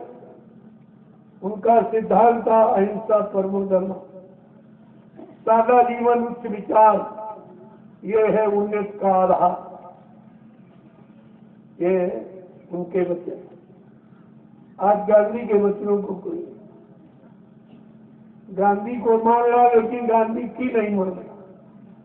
मंदिर को मान रहा, मंदिर की नहीं मान रहा। रामायण, गीता, बाइबल, कुरान, ये सबको मान रहा, लेकिन उसकी शिक्षा को नहीं। तो मानने का मतलब क्या? अरे कागज को मान रहे हो, लेकिन कागज में लिखा वो मान रहे। असल में बात ये बिगाड़ इसी कारण है, चारों तरफ हिंसा ही हिंसा नजर, खून ही खून नजर आ रहा। क्या इसका अपराध क्षमा हो जाए? जो हिंसाएं करवा रहा या कर रहे, दोनों तो जुर्मी है, दोनों सजा पाने के अधिकारी हैं, क्योंकि ये जीव जंतु इंसान विज्ञान के बनाए नहीं, ये भगवान खुदा के बनाए। और इस पर विचार कोई नहीं, न राजा न प्रजा कोई नहीं सोचता। तथा राजा तथा प्रजा और धर्मी राजा धर्मी, ये सिद्धांत। जैसा राजा होगा देश का, वैसी प्रजा होगी। अगर राजा धार्मिक होगा, धर्म का प्रचार कराएगा, दया का प्रचार, दया का भाव रखेगा, जीवों को बचाने की शिक्षा का प्रचार कराएगा, लेकिन कुछ सब उल्टा होगा तो परिणाम भी उल्टा, समय वही समय भी उल्टा बन गया। अब इनका किसी के बस की बात नहीं है, तो इसे सीधा करें या इसे सुरक्षित रख सके, ये इनके बस की बात नहीं। और इसमें ये सब चलता है। बड़े बड़े राजे महाराजे बादशाह आदमी नरकों में पड़े, जमराज की जूतियों की मार खा रहे, तो उन्होंने भी कोई अच्छा काम नहीं किया। इसीलिए कहा सबसे राज तपस्या की तो तुम राजा बन गए। अगर राज भोग करोगे तो नरक में चले जाओ, अगर त्याग कर दोगे तो आपकी जीवात्मा का कल्याण हो जाएगा, अगर भोग में फंस जाओगे तो नरकों में चले। सबसे राज से नरका, और इसमें नहीं कुछ सकता। ये स्पष्ट हमको नहीं चाहिए कि तपस्या करोगे तो राजा बन जाओगे और राज भोग करोगे तो नरकों में चले जाओगे। अगर राज का परित्याग कर दोगे तो आत्मा का कल्याण हो जाएगा। तो वो सब आपके हाथ में, सब कुछ मनुष्य के हाथ में खोलता है। परमात्मा ने अपने हाथ में केवल फल रखा, कर्म आपके हाथ में है और फल के हाथ में। जब तुम कर्म करोगे तो केवल फल देगा और कुछ नहीं। अच्छा करोगे तो अच्छा फल और बुरा करोगे तो बुरा। ये आपके हाथ में है परमात्मा। अब आपको समझना चाहिए कि अगर परमात्मा से लेना है, परमात्मा के हाथ में जो वस्तु तो हमको मिल जाए तो आपको अच्छा कर्म करना। तो यहाँ चाहते तो सब अच्छा परिवार मिले, अच्छी पत्नी मिले, अच्छा पति मिले, अच्छे बेटे हो, अच्छा राजा हो, अच्छा ये हो, अच्छा वो, सब अच्छा धंधा हो, अच्छा व्यापार, अच्छी नौकरी। लेकिन कभी ये नहीं सोचते कि अच्छा कर्म ही करें, क्योंकि जब कर्म प्रधान है और कर्म प्रधान देश है तो कर्मों के बारे में किसी ने अच्छा आपको न बताया, न राजा ने, न प्रजा, न राजा ने बताया, न राजा ने करवाया, न प्रजा विचारी कर रही। ये दोनों तो नरक में जा, राजा भी नरक में जाने की तैयारी और प्रजा भी नरक में जाने की। अब आपको ये सोचना चाहिए कि हमें किसका साथ देना, नरक में जाने वाले का कि नरक से बचाने वाले का। यही तो आपको निर्णय लेना चाहिए। आगे क्या कह रहे हैं कि घटते घटते में इंसान के रहे तब भगवान, घटे घटे इंसान में रहता भगवान, कि घटते घटते में इंसान के रहे तब भगवान, घटे घटे इंसान के रहता भगवान। और इसकी नहीं तुम तो है कोई पहचान, इसकी नहीं तुमको है कोई पहचान। अगर दिल भवन में सफाई जो होती, अगर दिल भवन में सफाई जो होती, इस मंदिर ये मस्जिद बनाई न होती, तो मंदिर ये मस्जिद बनाई न होती। कितना साफ चाहते हैं कि अगर मनुष्य मंदिर को साफ रखा होता तो ईट पत्थर वाले मंदिर में जाके तुम्हें माफी मांगने की क्या जरूरत। वहाँ कौन बैठा, गुनाह पाप इस मनुष्य रूपी मंदिर में करते हो और माफी मांगते हो ईट पत्थर वाले मंदिर। वहाँ माफी देने वाला कौन बैठा, कौन लेने वाला, कौन देने वाला, कौन आशीर्वाद श्राप वरदान देने वाला कोई है, या किसी को मिला है या किसी ने सुना है, लेकिन नई जानकारी आप करते। संत महापुरुष कहते हैं अरे इस मनुष्य मंदिर को साफ रखो। गोस्वामी जी महाराज ने रामचरित मानस के उत्तरकांड में तुम्हारे जीवन के सारे प्रश्नों का उत्तर और सारी समस्याओं और शंकाओं का समाधान लिखा। उन्होंने लिख के क्या बताया कि निर्मल मन जन इसको मोहि पावे और मोहे चल कपट नहीं भावे। कहा उन्होंने क्या कहा, तुम क्या कहें, कहते मैं किनको मिलता हूँ। गोस्वामी महाराज लिख रहे, भगवान कह रहे मैं किनको मिलता हूँ। कहा ब्राह्मण को कहते नहीं, क्षत्रिय सर्जन कहते नहीं, मंदिर बनाने वाला, मस्जिद बनाने वाला, गीता करने वाला कहते नहीं, पूजा करने वाला, गंगा नहाने वाला, हवन जप करने वाला कहते नहीं। किसको, निर्मल मन जन से नहीं पावे, जिसका मन निर्मल साक्षात पवित्र है मैं उसको मिलता हूँ। और वो कपट छल छिद्र न भावा, हमको ये कपट और झूठ छल बेईमानी मार का हिंसा कोई नहीं। और तुम यही करते, तुम तो रामायण की भी नहीं मानते, रामायण को मानते नहीं, रामायण की नहीं। क्या लिखा है, किसके लिए लिखा है, क्या पहले में क्या पाने, क्या मिलने के लिए लिखा, कुछ नहीं। इस पर आपने कभी ध्यान नहीं किया। आगे गोस्वामी महाराज और भी लिखते कि तुम कोई ये शंका करके मन बच जाना कि भगवान किसको, किसके हृदय में बात करता, ब्राह्मण क्षत्रिय वैश्य कहते नहीं, जात पात के हृदय में, इसके हृदय में बड़े ऐसा शब्द देखा कि जाति पाति धन धर्म बड़ाई और कुल परिवार इस सुखद समुदाय और इन्हीं इत्यादि भजे मन लाई और ताके हृदय बसे प्रभु आई। कहते प्रभु परमात्मा का वास किसके हृदय में होता है कि जात पात धर्म बढ़ाई, कुल परिवार सुखद समुदाय, इन्हें त्याग जो इतनों का परित्याग कर देगा उसके हृदय में मेरा वास। और तुम्हारे यहाँ सबसे कठिन जाति अपमाना, तुम जाति पाति के खाई से अलग नहीं हो पाए, ये सबसे बड़ी गंदगी है। आप इसी में फंस गए। जब बच्चा पैदा होता माँ के पेट, क्या कोई जाति लेके आया, मुझे धर्म के लेके आया, छोटा बड़ा गरीब अमीर हिंदू मुसलमान बन के आया। ये सब आपको विचार करना चाहिए था। नंगा और अकेले आया, ये आने की स्थिति है, कुछ लेके नहीं आया। जब यहाँ से चलोगे तो कुछ लेके नहीं जाओ, जब लेके नहीं आए हो तो लेके जा भी नहीं।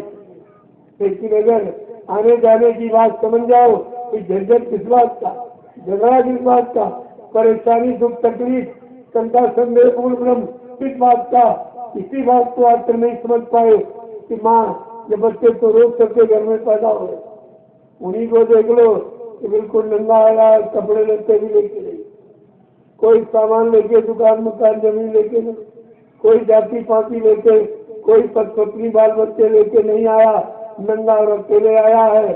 और काल में फंसाने के लिए कि हमारे देश में कैसे फंसेगा, कैसे रुकेगा, कैसे अटकेगा भटकेगा, तो उसने ये सब व्यवस्था बना दी। आपको रोटी कपड़ा मकान इसमें फंस गए, इसके बाद सहयोग के लिए स्त्री पति बाल बच्चे भाई बंद मिला देते, इसमें आप फंस गए।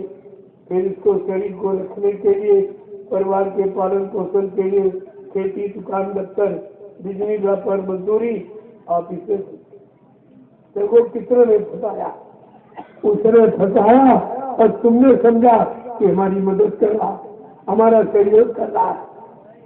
आपने ये समझकर उसमें फंस गए और जब यहाँ से चले तो उसने कहा भाई हमारा सामान रखिए। मैंने सामान हमारे देश में रहने के लिए, अटकाने भटकाने के लिए मैंने आपको सामान दिया था, अब आप हमारे देश से जा रहे हैं, हमारा सामान रखिए। तो आपसे पत्नी छीन लिया, पति बेटा सब छीन लिए, दुकान मकान जमीन ये सब रुपया पैसा सब छीन लिया और फिर आपको नंगा देके दे दिया।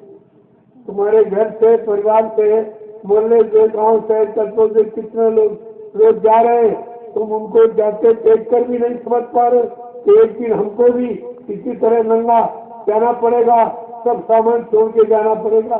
फिर आप ये लूट और पाट और छीना जप्ती और चोरी डकैती कतल किसके लिए करते? यही तुम्हारे कर्मों का बोझा तो तुमने अज्ञानता में अपने सिर पे बांध कर रखा है। यही कर्म कर्जे को फिर तुम कितने युगों तक धोते रहोगे। संत महात्मा आपको इस कर्जे से मुक्त कराने आए। एक बार हमारी बात मान लो और अपनी जीवात्मा को जगा लो और यहाँ से निकाल के ले चलो। इस झंझट से हमेशा के लिए दूर होगा, न तुम्हारा जन्म होगा, न मृत्यु होगी, न आवागमन, न कर्मों का जाल, न मृत्यु और अजन्म कुछ नहीं होगा। लेकिन कितने लोग समझ गए महात्माओं के एक सत्य वचन, कितने लोग मान गए? इतना सुनाने समझाने पर भी किसी के समझ में नहीं आ रहा। ये आपकी अल्प बुद्धि है जो तुम्हें समझने नहीं दे रही, क्योंकि तुम्हारा कर्म इतना जबरदस्त है, तुम्हें महात्माओं की अच्छी सच्ची बात समझने नहीं देता, सुनने नहीं देता है, उस पर चलने भी नहीं देता। इसीलिए आप जन्म मरण से छुटकारा नहीं पा रहे। वो तो दिलाने आए हैं लेकिन तुम उसी को पकड़े उसी में चक्रे दियो, निकल नहीं पा रहे। हमारा और तुम्हारा यहाँ कुछ नहीं, तुम्हारा शरीर भी तुम्हारा नहीं। यदि एक दिन छीन लिया जाएगा तो शरीर तुम्हारा नहीं है और शरीर के लिए आपने दुकान मकान जमीन और रुपया पैसा दौलत और पत्नी बाल बच्चे सब बनाए और इसी में जकड़े पड़े हो तो ये भूल गए कि तुम नंगे और अकेले आए तो तुम्हारा यहाँ कुछ नहीं। महात्मा यही बताने आए कि तुम्हारा यहाँ कुछ नहीं।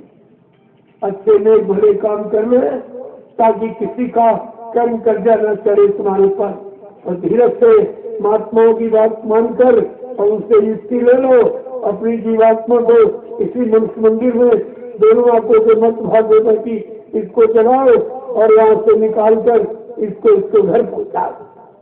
और ये काम आपका करने आए, लेकिन आप उनकी बात सुनते नहीं और तुम गलती करते हो। रोज इसी मनुष्य मंदिर और माफी मांगने जाते हैं इस पत्थर वाले मंदिर, वहां तुमको माफी अरे चाहो व्यक्ति की उसी में माफी मिले, क्योंकि माफी देने वाला उसी के इसी मनुष्य मंदिर के लिए आया, तो एक पत्थर वाले मंदिर के लिए नहीं आया। लेकिन बाकी तो नहीं आपको, जब सत्संग सुनोगे तो सत्य आपकी समझ में आएगा, सत्य क्या, तब सत्य का संग करोगे, सत्संग उसको कहते हैं। ये कोई गाना बजाना, कोई भाषण, श्री सत्संग का नाम सत्संग कोई नहीं।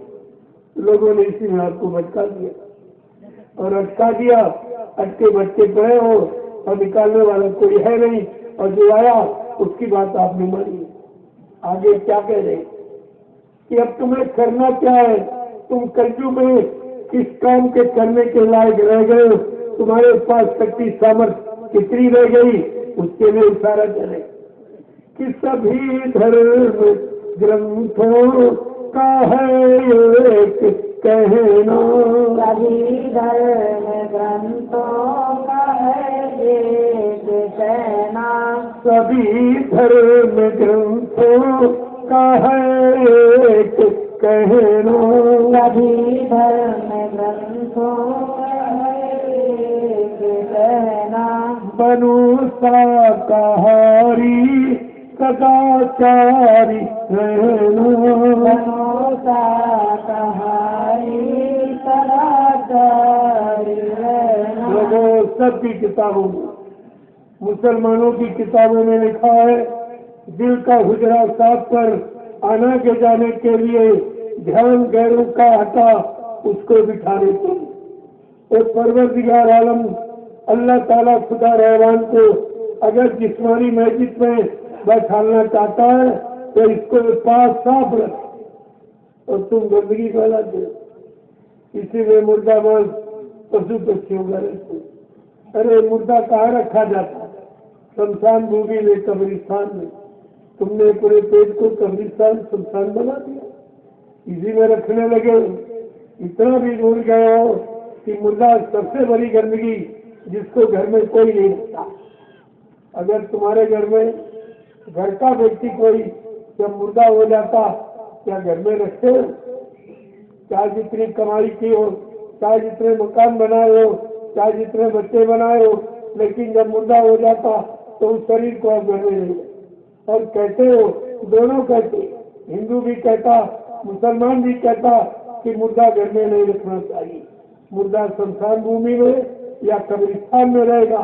जब स्थान भी आप जान गए और स्थान पर रखते भी हो तो घर वाला मुर्दा कहते घर में नहीं रहेगा और बाजार वाला मुर्दा रसोई घर में रहेगा।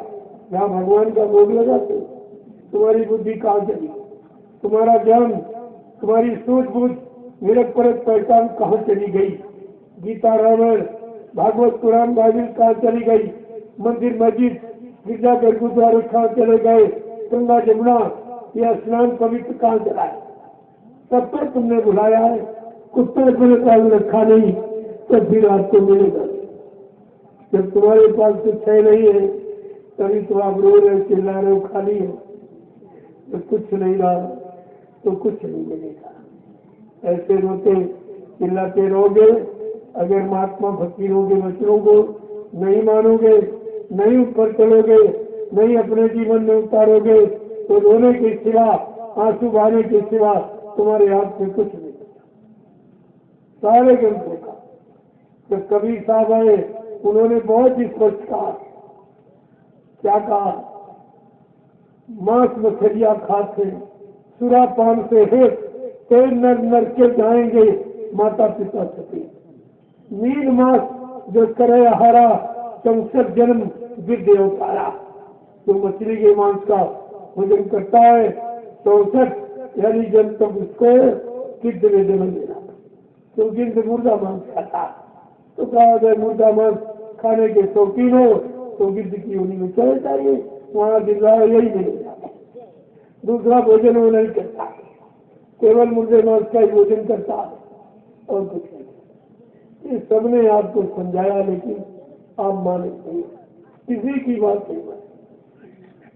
अगर मान लेते तो कुछ तो आपका सुधार, बचाव हो जाता, आप सुखी सुख शांति से अपना जीवन यापन करते। अब आप रो रहे हो, चिल्ला रहे हो, ये परेशानी, ये बीमारी, अरे बीमारी तो गंदे खान पान गंदे कर्मों से आती। तुम इतना भी पढ़ लिख कर नहीं समझ पाए बीमारी आए किधर से आती, किस काम से, किस कारण से आती है। वो तो आपको बताया गया कि गंदा खान पान और गंदे कर्म करने से बीमारियां। ये मनुष्य की मशीन, ये परमात्मा खुदा की बनाई, ये इंसान विज्ञान की बनाई नहीं, ये भगवान की बनाई। तो भगवान ने जब इस मशीन को बनाया तो इसकी ऊर्जा शक्ति जिसे आहार भोजन कहते हो वो अलग बनाया। जितने भी शरीर बनाए सबका भोजन है, पशुओं का अलग, पक्षियों का अलग, जंगली जानवरों का अलग, कीड़े मकोड़ों का अलग, और आदमी इंसान का भोजन सबसे अलग बनाया। क्योंकि भगवान खुदा को इंसान बहुत प्यारा, इसीलिए भगवान राम ने कहा दिया कि सब मेरे सब ममोपजाए और तीन में अधिक मनुज में भाए। कहते सारी खिलकत, सारा जलसा तमाशा, ये सृष्टि ये मेरी ही बनाई हुई। परमात्मा खुदा कह रहा सब मेरी बनाई हुई और मैंने सबका भोजन अलग बनाया। लेकिन इंसान हमको सबसे प्यारा है, इसलिए इंसान के मैंने भोजन सबसे अलग और अच्छा, सीजनल अनाज, सीजनल दालें, सीजनल सब्जियां, फल फूल मेवे, दूध मक्खन मलाई घी, ये सबसे अच्छा और सुंदर भोजन है, ये मैंने मनुष्य के लिए बनाया। लेकिन मनुष्य ने खुदा परमात्मा का बनाया अच्छा भोजन छोड़ दिया और ये गंदगी खाने लगा, मुर्दा जिंदा मुर्दा खाए। ये कहानी था किस किताब मजे करेंगे। लेकिन आज तो किसी की बात मानना ही नहीं था। तब तुम किसी नहीं मानोगे, तुम्हारी कौन मानेगी। तो कुदरत नाराज हो गई। जब तुमने संत महात्मा फकीर तो कुदरत के भेजे हुए, जब उनकी बात आप नहीं मानी तो कुदरत नाराज हो गई। जो तुमने मार काट हिंसा चोरी कत्लेआम बेचार कुचार झूठ छल कपट बेईमानी चोरी डकैती चक्र बलात्कार जो आपने किया है उससे कुदरत सख्त नाराज और अब ये कुछ करना चाहिए। कुदरत का काम तुम्हारे हित में नहीं। मैं आपको साफ बता देता हूँ, आपके हित में नहीं और तुम कुदरत की मार सह भी नहीं सकते। इसलिए महात्मा आपको बचाने की बात है। महात्मा फकीरों का काम केवल उनका काम बचाने का, आपसे लेने का नहीं, देने का। किसी तरह आप परमारस के कारण साधु धरा करी कितना साधिक परमार्थ समाज देश राष्ट्र हित जनहित संत महात्मा फकीर आते हैं और तुमको बचाने की युक्ति के। आप जब नहीं मानते तो मुसीबत में चले जाते। आज तो यही हुआ, साधु से हुए न कारधानी। स्पष्ट कह दिया कि साधु मंत्र संत महात्मा फकीरों से तुम्हारी कभी हानि नहीं। वो आपको सब तरह से लाभ दर्शन देकर स्पर्श करके या उनका स्पर्श आप करें तो ये सब लाभ ही पाने का तरीका कि उनके शरीर से धारा निकलती रहती है जो तुमको यानी सुधारती है। वो धारा तो बोलती है कोई इसका लाभ ले लो, ये वो देते नहीं है तो उनके शरीर का स्वभाव, उससे आपको तमाम लाभ मिलता है। दरस परस सुख व्यंजन तारा दर्शन करो, स्पर्श करो, चूठन प्रसादी मिल जाए उसको ले लो तो आपको तो सब लाभ ही लाभ देते, लेकिन आपको विश्वास नहीं, आपको श्रद्धा सेवा भाव नहीं रहा, आप परेशानी में चले। सभी धर्म ग्रंथों का है एक कहना,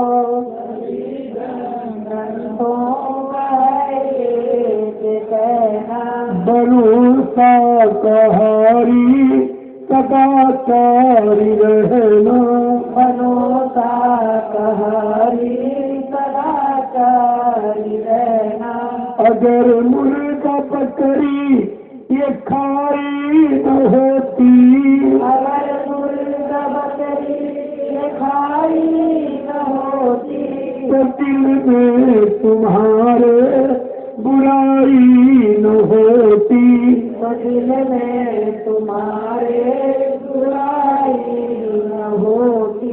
अगर बात संतों की मानी जो होती, अगर बात संतों की मानी जो होती, तो सिर पे तुम्हारे मुसीबत न आती, तो फिर से तुम्हारे मुसीबत न आती। जय गुरुदेव, जय गुरुदेव, जय गुरुदेव, जय गुरुदेव नाम किसका, जय गुरुदेव नाम किसका, प्रभु का प्यारा नाम। सब आप लोग खड़े हो जाओ, खड़े हो जाओ प्रेमियों। सबको खड़े होने का इशारा समझो। खड़े तो रोज ही होते, बैठते भी हो, लेकिन मतलब नहीं जानते। खड़े होने का मतलब अब अच्छे सच्चे नेक भले ईमानदार चरित्रवान काम के लिए खड़े। एक अच्छे सच्चे चरित्रवान ईमानदार समाज की स्थापना होगी। मेरा अभियान ऐसी समाज की स्थापना का है, ये भी हासिल। और जब बैठो तो भजन पूजन कीजिए, खाली बेकार हो, क्योंकि समय आपके पास कलयुग में कम। उसमें तो किसी का 30, किसी का 40, किसी का 50, 60, 70 चला गया। 100 वर्ष का जीवन आपको मिला।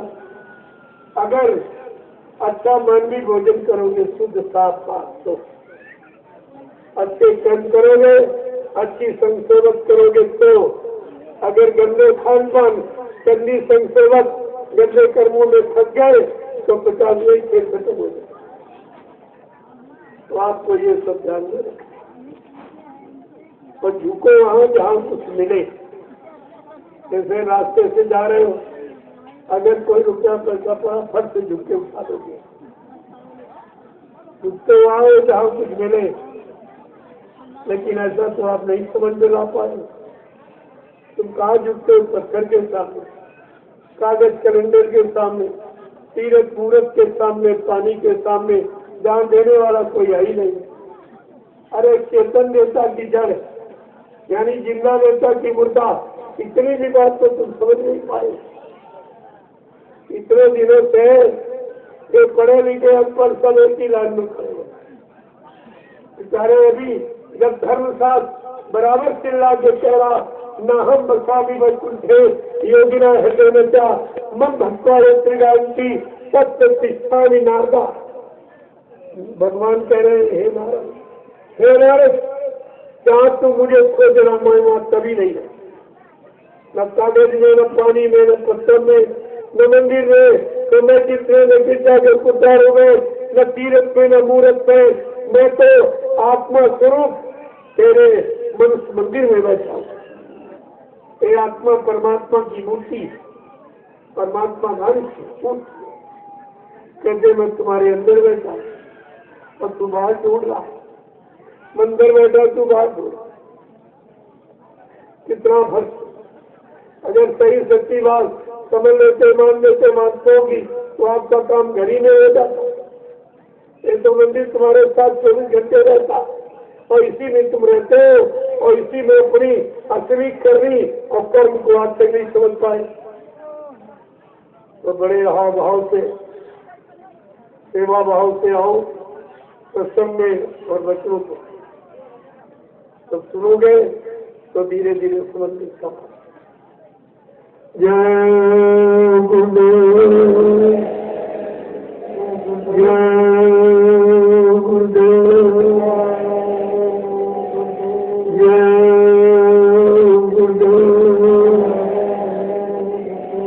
जय गुरुदेव नाम किसका, जय गुरुदेव नाम किसका, प्रभु का प्यारा नाम।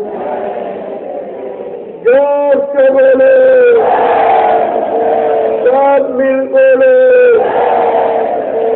बोलना होगा, अभी दुख दर्द हरेंगे, सब कष्ट मिटेंगे, सुख शांति देंगे, सबके दाता, सबके मालिक, प्रेम से बोले, ये राम नहीं इंसान का, ये काम नहीं इंसान का, ये काम है प्रभु का। प्रेमियों इंसानों के बस का नहीं। कोई है संतराज भारत माँ, अब बचाए बची है ना, बाबा देव गुरुदेव की वाणी सब दिखाई पड़ी है। हाँ, ये आपको सब दिखाई पड़ेगी, आप चिंता मत करिए, थोड़ा इंतजार और करिए। बगैर इंतजारी का कोई इतिहास नहीं, और सबने इंतजारी की। भगवान राम ने जब त्रेता का इतिहास बनाना हुआ 14 बरस इंतजार, कहाँ की? जंगल में, अयोध्या में नहीं, गद्दी पर बैठ के नहीं, काम किया जंगल। ये आप समझ, पहले सारा समझ इंतजारी जंगल। जिसने परिवर्तन की आवाज लगाई या जो परिवर्तन करने आया उसको घर बार अपना छोड़ना। भगवान राम को अयोध्या नगरी छोड़ी, राजपाट सब छोड़ा था। भगवान कृष्ण को मथुरा नगरी छोड़ी। आज बाबा जी ने विश्व परिवर्तन की आवाज लगाई, इसलिए प्रेमियों उनको भी अपना मथुराश्रम छोड़ना ही पड़ा। ये है परिवर्तन की निशानी और कहानी, आपको ध्यान में रखना चाहिए। जब ध्यान में रखोगे सब समझ में आ जाएगा ये लीला क्यों हुई, क्या आवश्यकता, क्या जरूरत थी। अरे कोई बताता नहीं, बाबा जी तो पहले बता दी, लेकिन आप उस समय नामदारी नहीं, आपको पता नहीं कि बाबा जी ने पहले क्या बताया, क्या भविष्यवाणी होती। पहले कहा था बच्चा आगे ऐसी नाजुक स्थिति बना के खड़ी कर दूंगा, फिर कुछ दिनों के लिए मैं तुम्हारे से दूर चला जाऊंगा, तुम हमें पहचान नहीं पाओगे। मैं समय पर आकर अपने समस्त वादों की जानकारी कराऊंगा और पूरा करके दिखाऊंगा, लेकिन तुम मेरा इंतजार भजन करके करते रहना।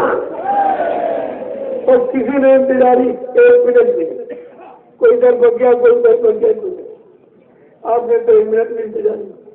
कहाँ अपने गुरु आदेश माना तो लाभ कैसे मिलेगा।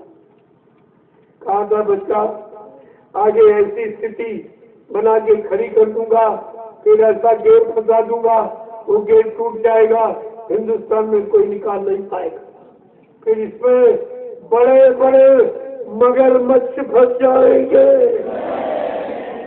अध्यक्ष मंत्री सत्ता प्रवक्ता कोई बाकी नहीं तो फंसेगा, ये सब फंस जाएंगे जिन्होंने संगत को बहुत लूटा, गुरु से कपट, संगत से चोरी, और की हो निर्धन, की हो कोढ़ी।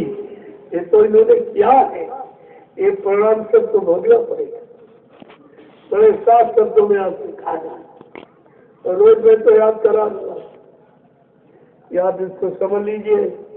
जिन्होंने किया वो तो अपने आप को आगे आने वाले समय में बाबा जय गुरुदेव जी महाराज का शिष्य भी नहीं कहला सकेंगे, उन्होंने शिष्य बनने का अधिकार भी खो दिया। इनके बाद बचा ही क्या, और आपको ये सब समझना चाहिए। जय गुरुदेव। तो वो कला समझ से आइए, कल सत्संग शुरू हो जाएगा और आपको जानकारी मिल जाएगी सत्संग किसे कहते, क्यों सुनाया जा रहा, इसकी कलयुग में आप क्या जरूरत मानो इंसान को, क्या आवश्यकता, तो सब आपको बता दिया जाता है। सब सत्संग अच्छा रहेगा। मतलब कल आपकी शोभायात्रा वो भी हो गई, समझ लिया आपने कि हमारा मुख्य लक्ष्य शाकाहारी बनने बनाने का। मीडिया पत्रकार ने कई बार पूछा क्या लोग शाकाहारी बन जाए, हमें बन जाए, नहीं बन गए। मैंने लाखों को शाकाहारी बना दिया, तो बंदे बनाने की बात करता, तो स्वयं नहीं है, इसीलिए तुझे विश्वास नहीं। चुपचाप भाग गया, चला गया। कुछ बैठे रहे, उन्होंने पूछा कि महाराज आगे सरकार कौन आएगी? अरे भाई, तो सरकार का तो नामो निशान मिटने जा रहा, क्योंकि इतने सरकारें आई और किसी ने दुकान किया, जब किसी ने काम ही नहीं किया, उस सरकार नाम को बदनाम कर दिया, तो फिर सरकार से क्या? ये तो व्यवस्था बदलने जा रही है। अब ये व्यवस्था बदलने, तो उनकी समझ में ये दूरदर्शी विचार कहाँ से आएगा? और चुपचाप उठे, कहते पता नहीं ये क्या कहते हमें। हाँ, हमारी बात तुम्हारी सुनिए। इस दुनियावी सांसारिक बुद्धि से अगर समझना चाहते हो अध्यात्म को, तो तुम कभी नहीं सोच। जय गुरुदेव। अब आप लोग लाइन से खड़े हो जाओ। मैं एक एक प्रेमी का दर्शन करूंगा, एक एक को प्रणाम करूंगा, और ये महाप्रसाद जो तुम्हारी बीमारी महामारी कष्टों को दूर करने के लिए नैमिषारण्य से लेके आया, इसे आप रोज ले। ये लाइचिन और असली प्रसाद, ये लड्डू वड्डू प्रसाद नहीं है। तो अच्छे बच्चों के लिए, तुम्हारे अल्पान जलपान के लिए दे देता हूँ। प्रसाद तो असली है, अगर सालों रखे हो वैसे नहीं, और लड्डू एक दिन खराब हो जाए। ये असली प्रसाद इसको, और ये सबको दिया, इसमें कोई किसी तरह का भेदभाव नहीं। और तुम इस बात को समझ नहीं पाते तो लड्डू में जगह कर दो। अरे भाई, तुम्हारा प्रसाद तो ये, तो तुम दुनियादारों के लिए देखा नहीं कल कितना बांटा गया, कितना ये दुनियादारों के लिए, और आपको इसीलिए दे दिया जाता कि चलो नाश्ते में कोई देर होगी तो आप नाश्ता कर लोगे। बाकी प्रसाद की इसको संभाल के रखिए आप। रुपए पैसे सोने चांदी हीरे जवाहरात से भी इस इलायची दाने की कीमत है, इसको संभाल के रखिए। अगर चूहा ले गया तो उसका काम हो जाएगा, तुम्हारा नहीं होगा। ये प्रसाद तो प्रसादी, ये तमाम तिथियों का प्रसाद अलग है और लाभ उसका अलग है। इसे किसी तिथि का प्रसाद लेना मत भूलिए।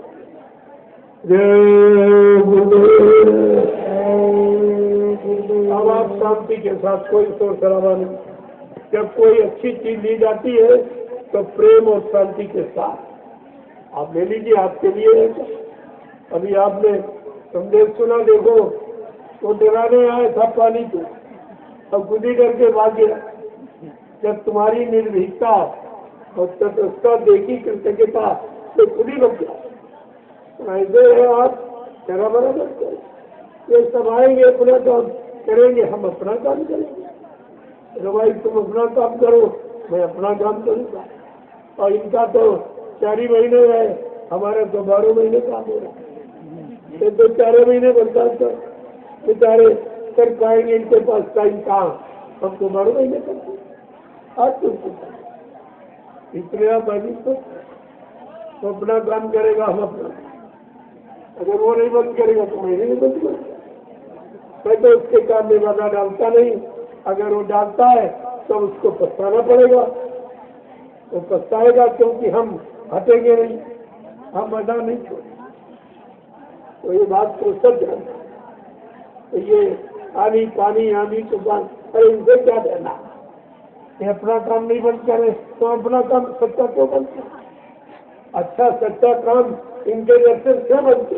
अरे दादा भिगो देगा और कपड़े सूख जाएंगे, नहीं दूसरे कपड़े पहन लो, इसमें कोई ऐसा डर।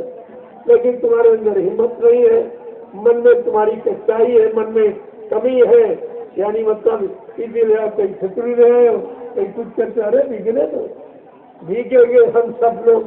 वर्षा हो रही प्रेम, ये बरसात प्रेम की है, इसमें भीगो।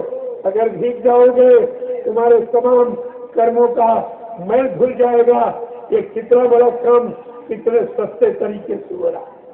लेकिन आप जब समझते नहीं हो तभी शंका संदेह में चढ़ जाते और आप लाइन से तब तक आप झंडे की परिक्रमा करें। ये भी कोई नहीं करवा सकता। हिंदुस्तान में ये काम कोई नहीं, अब तो हमारी लोग नकल भी नहीं करते, पहले कुछ दिन की लेकिन अब क्योंकि उनकी बस्ती बात थी। नकल के लिए अकल की जरूरत, जब वो अकल है नहीं तो नकल तुम कैसे करो। अब ये नकल एक शोभा यात्रा की कोई नहीं, प्रसाद वितरण तो कोई प्रसाद बना ही नहीं सकता, तो वितरण क्या करेगा। बांटना प्रसाद नहीं है, प्रसाद बनाया जाता है और श्रद्धा सेवा से रहित किया जाता है। पहले बात समझो आप तब तक जिंदगी पर इस्तेमाल कर लीजिए, देखो बिना पैसे का तुम्हारा काम परिवार में यहाँ लिया नहीं जाता, दिया जाता। कल भी आपको कितना दिया गया, कुछ किसी से मांगा गया।